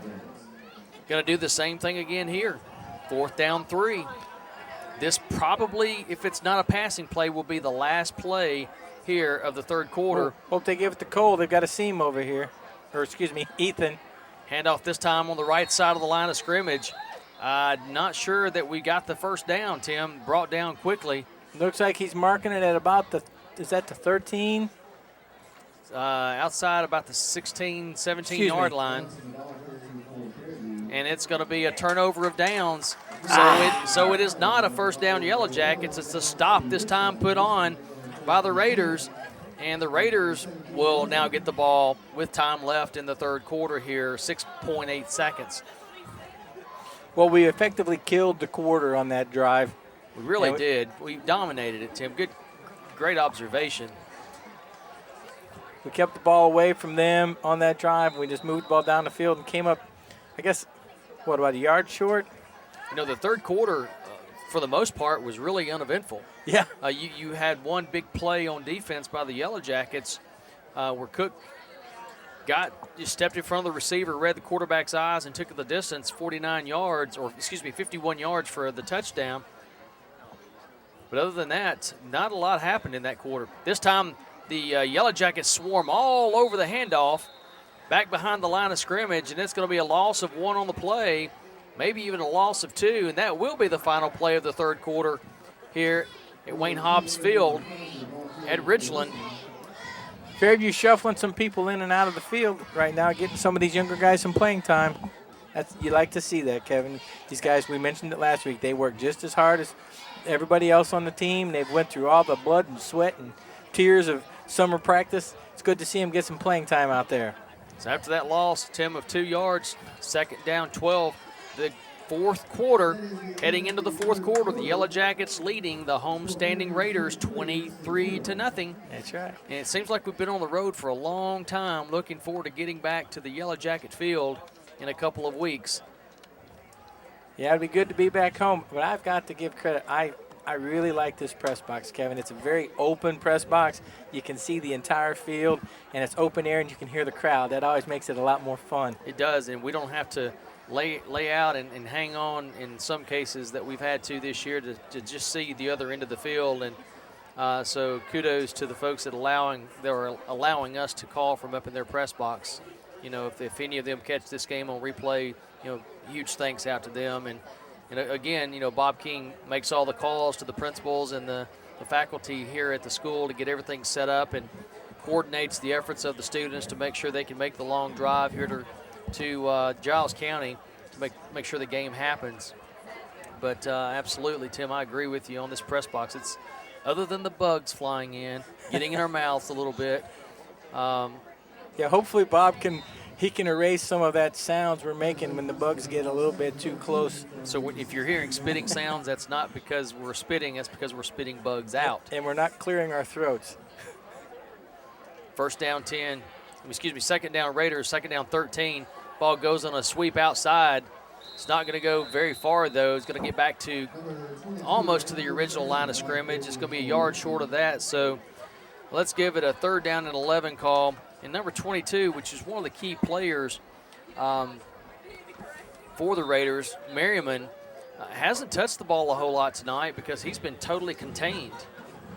That Fairview defense the defensive line has just dominated tonight. They've been on the Raiders side of the line of scrimmage all night long. 3rd down, 11, 20 and counting down against the home standing Raiders. Back to throw again is Sands. Chase. He's potentially going to go down, and he gets the ball away, and it's almost picked off that time, and the Yellow Jackets think that they got it. Penner says, I've got the ball. Here, Mr. Ref, didn't you see me catch it? But that was all about pursuit of the quarterback. The quarterback had nothing to do that time, and you know, kudos to Sands for getting away and getting the ball off because he was totally harassed.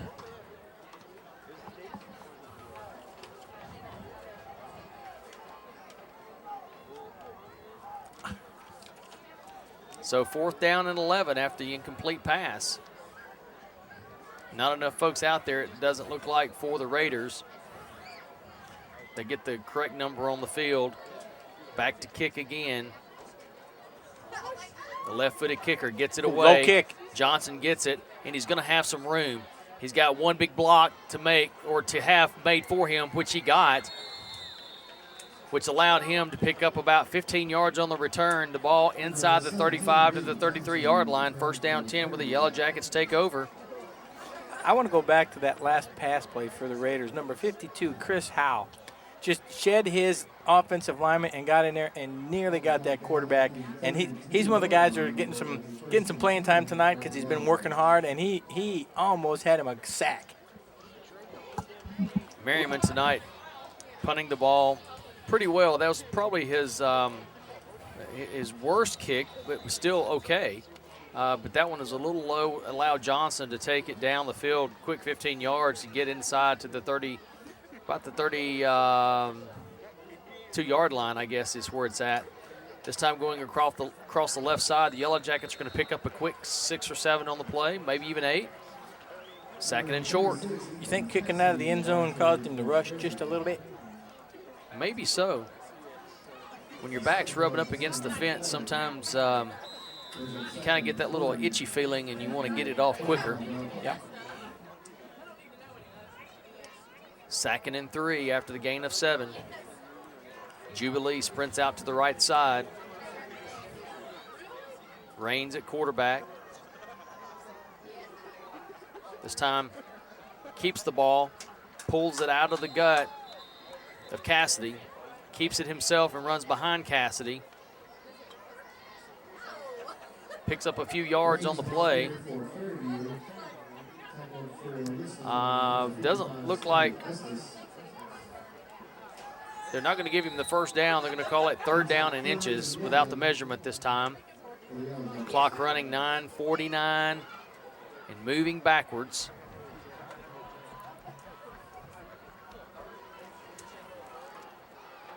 Third down and inches. Could see a quarterback sneak here. Could see handoff to Cassidy, which handoff to Tyler Mormon.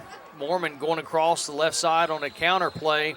Mormon gets the first down easily, gets the ball inside the 10-yard line, close to the 5-yard line where it's going to be first down goal, Yellow Jackets.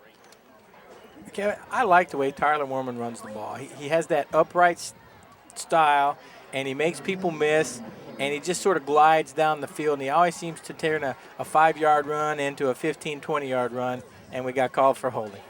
Holding on the play, so the first down, all for naught. It was still a good run by Tyler. It was.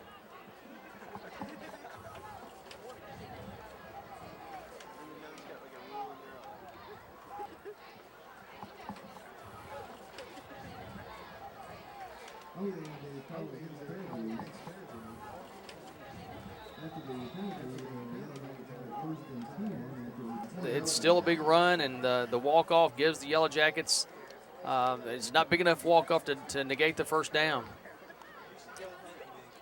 Fake handoff this time, rolling around is Raines. He's got some Turns room. it up the middle. He takes his head, puts it down, and he gets hit hard that time by number 46 of the Raiders. Raines is going to pick up several yards on the play, but not without any consequence on the end of it. He turned it up and turned inside, and number 46 was waiting on him. That was a good lick. But Daniel Raines is tough. He'll be back. Second down and 2 after the gain of 8. And again, we say that without consequence, Raines put as big a hit on number 46 for the Raiders as got put on him because of the way he lowered his head and just went right into the defender. Hewlin in on the left side now, split out to the left side. Raines this time takes it and runs across the left side behind the running back on the option, gets the first down. Now we are going to have a first and goal situation for the Yellow Jackets, already leading 23-0 here. And again, it's from our standpoint, we've got to give kudos to these guys up front. These guys up front tonight, Howell, Jones, Collins, Davison, and Beard, they're just pushing people around, simple as that. And when you do that, good things happen, and tonight, good things have happened. They've just dominated, and when people get in their way, they just move it. They get it out of the way so those running backs can come through clean. 8:12 left in this ball game. Clock wound into play here. So clock ticking down. First down goal. Can't see where it's spotted at. Looks like maybe around the 7-yard line. It's in the dark spot, as we said earlier. Two backs in the set again behind Raines. Raines rolling to his left. Gets a good block. Gets it toward the end zone. Ball knocked down. Looked like we may have had an opportunity there for the touchdown toss, but good defensive play that time before the Yellow Jackets Hewlin could bring it in for the touchdown. Was that ball tipped? Because it looked like Daniel was trying to thread the needle, and Isaac was trying to lay out for it. 7:46 left here in the football game. Yellow Jackets in total control, 23-0. On the doorsteps of the goal line one more time. Like to see him get 2 scores each half. We'd like to see this take it in, and if we get another one, that's fine, but at least 2 a half. You know, they've changed their style and tried a few different things. When certainly they realized that they could make a lot of plays up the middle, and they certainly have. Ball this time inside the 5 by Raines, again taking it on the keeper, getting it close to the goal line, down 2 yards short of the big G. That G that's worth a good solid 6 points every time you cross over it. And I think it's time for the big C on that dive play. That would be Cassidy. That would be the bus. Yep, Ethan Cassidy.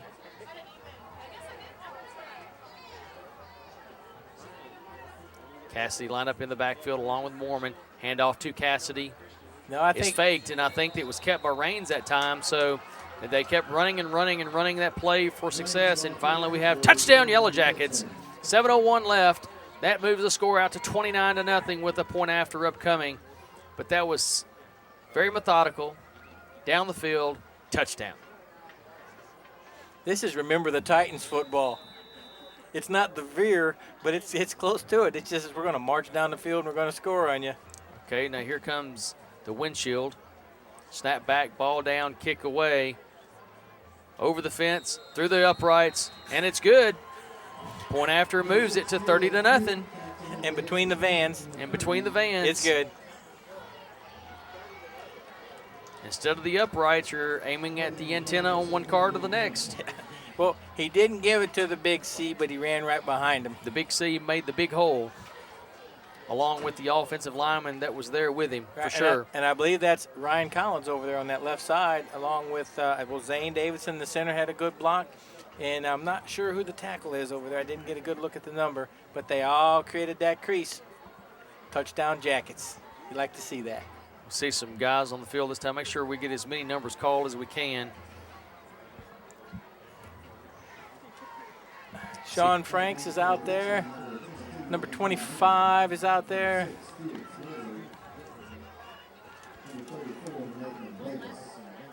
Wayne Jaworski. Ethan Cassidy, Tyler Moorman. 13. Ryan Collins. Luke Jordan's out there.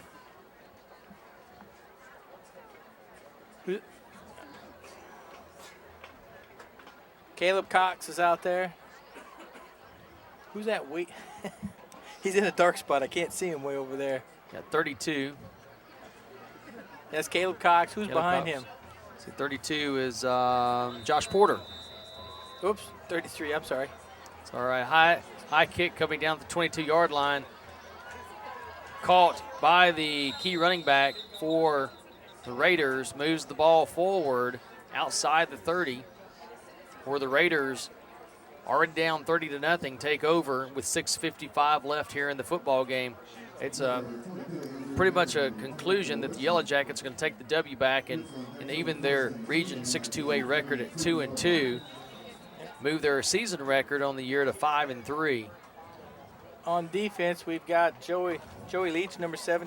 I think it's Joey Leach, number 75. We got number 43 out there, Clay Hare. Sean Franks is out there. Sands staying in at quarterback for the Raiders. Back to the I formation.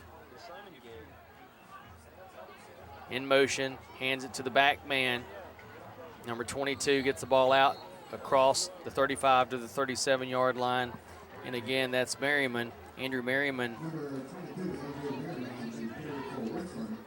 I think number 64, Ivan Muchina, is out there. Number 65, Tommy Garvin is out there. So clock running down, 6:30 and going in the game. And earlier we mentioned the score rule, that if it's a 35-point spread, I believe that's what it is. I'll verify that. The clock runs continuously no matter what. If it's an out-of-bounds play, incomplete pass. But in this case, the Yellow Jackets don't have that mercy rule in effect yet. And as goes, the clock is stopped after the first down. 6:06 left. Ball moved out to the 46-yard line. Merriman that time got some room over the right side, punished the Yellow Jackets defense a little bit, and got the first down.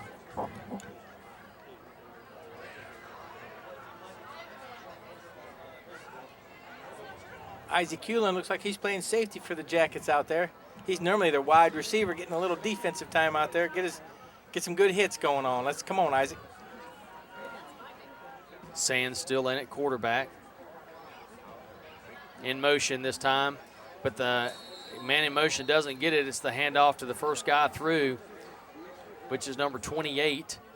Number 28 is Denver Crosby for the Raiders.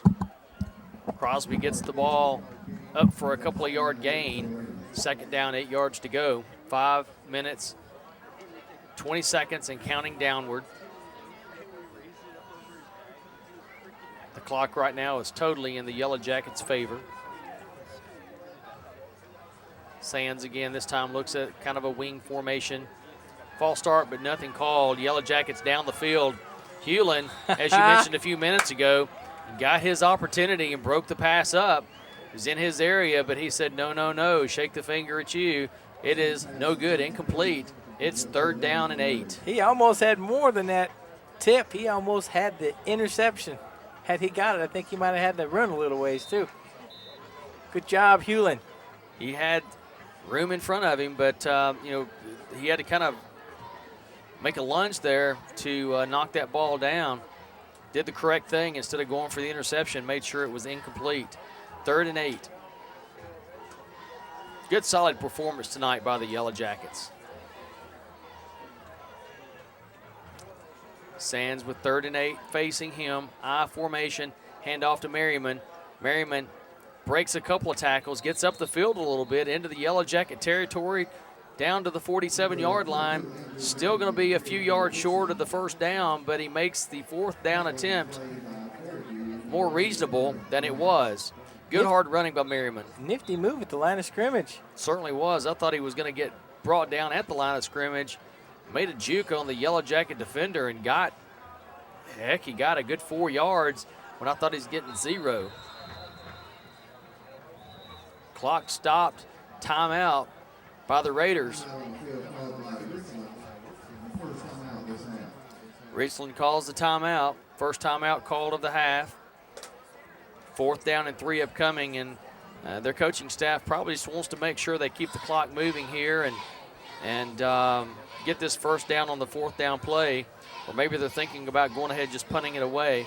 But if they do, I'm pretty sure the Yellow Jackets are not going to sit on it. They're going to try to move the ball down the field.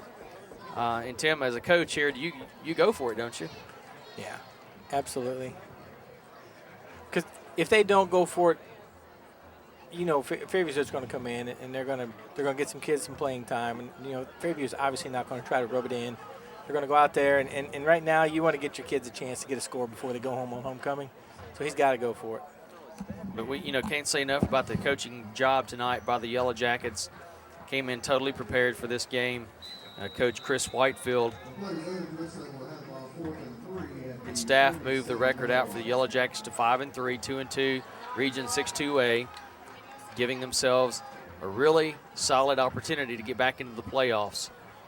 I formation, tall sweep out to Merriman. Merriman hit behind the line of scrimmage, and he's not going to get there.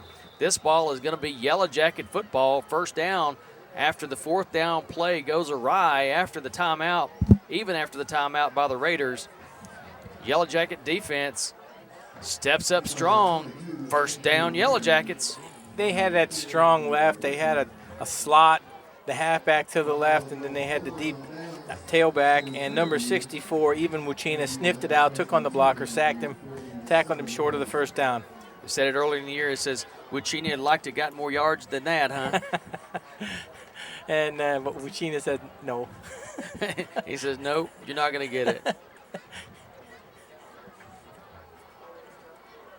In at quarterback now for the Yellow Jackets is Nate Tidwell, replacing.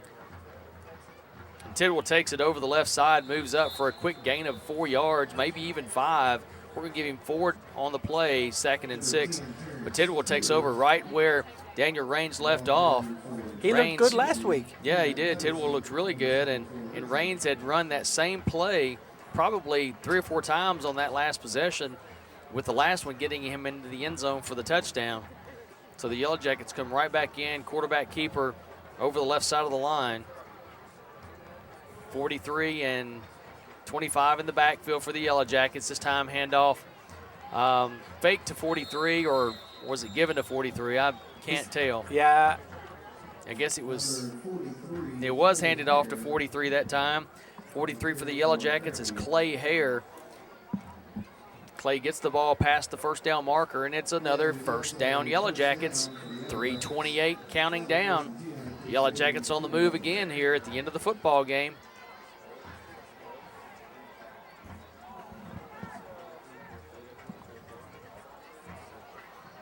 Jaworski and Hare in the backfield. This time, quarterback keeper Tidwell's got it, running over the line of scrimmage inside the 40 down to the 37, 38-yard line. It's a good gain again on 1st down. The backup unit here for the Yellow Jackets just keeping the clock moving, keeping the ball on the ground, getting good yardage on every play. 2nd and 6.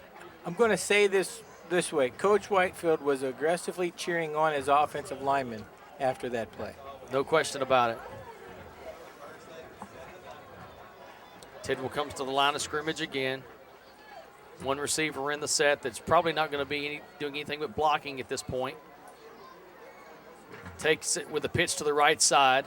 Yellow Jackets are sniffed out this time, and Clay Hare is brought down for a loss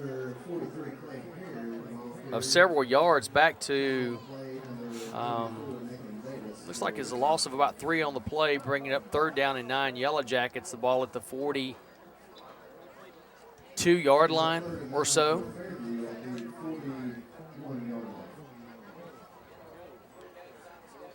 Third down 9, 1:55 and counting down. Tidwell under center. Handoff straight up the middle this time. Ball hits the ground. It's a big scramble for the football. We're going to see if the Yellow Jackets keep it or if they lose it for the 2nd time tonight. Yep. And the fumble on the play is picked up by the Raiders. So the 2nd turnover of the night for the Yellow Jackets occurs with under 2 minutes left in the football game. Raiders pick it up with a little energy left here. They're going to try to get this score off of the not a number. Yeah, that play, it looked like the running back was very deep in the hole by the time the quarterback got there. And the quarterback, he was handing forward, and I don't think the runner ever really had the ball. You know, we saw that a couple times tonight when you had Raines in at quarterback when he was giving the ball to either Terrence or with a big C. Well, I was going to just go and call him the bus, but I thought, I've overused the bus terminology, but oh, what the heck. When he was giving it to the bus, the big EC. I'm going to call him the C train. The C train? Yeah, because he needs his own identity. We used to refer to his brother as kind of he was the Greyhound, yeah. So the bus really isn't fair, so C train's probably good. The train takes passengers too. It kind of rhymes, C train, T-pain, goes well together. You could call him the Amtrak. The pain in the train. There you go. 2nd down after a gain of 1 for the Raiders. Getting close to a minute left in the football game. We had flag movement on the play. Looks like there's going to be a legal procedure this time. Flag thrown, 1 minute exactly left in the game. Yellow Jackets leading 30-0 here against not only the home-standing Richland Raiders, but the homecoming standing Richland Raiders.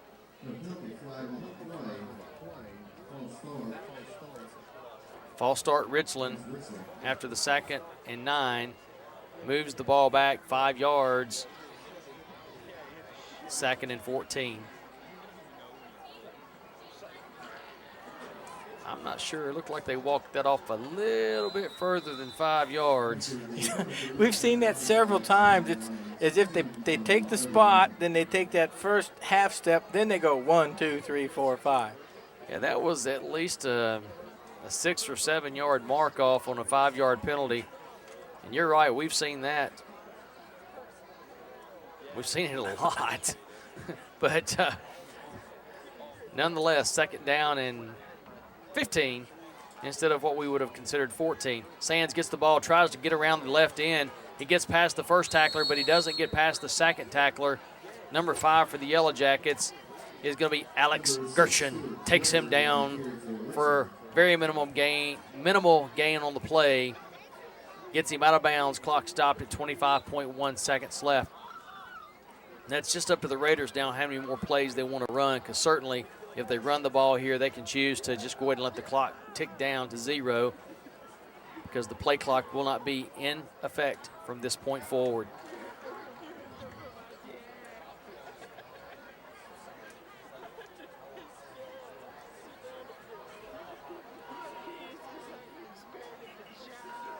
In a quarterback, number 84, backing up Sand.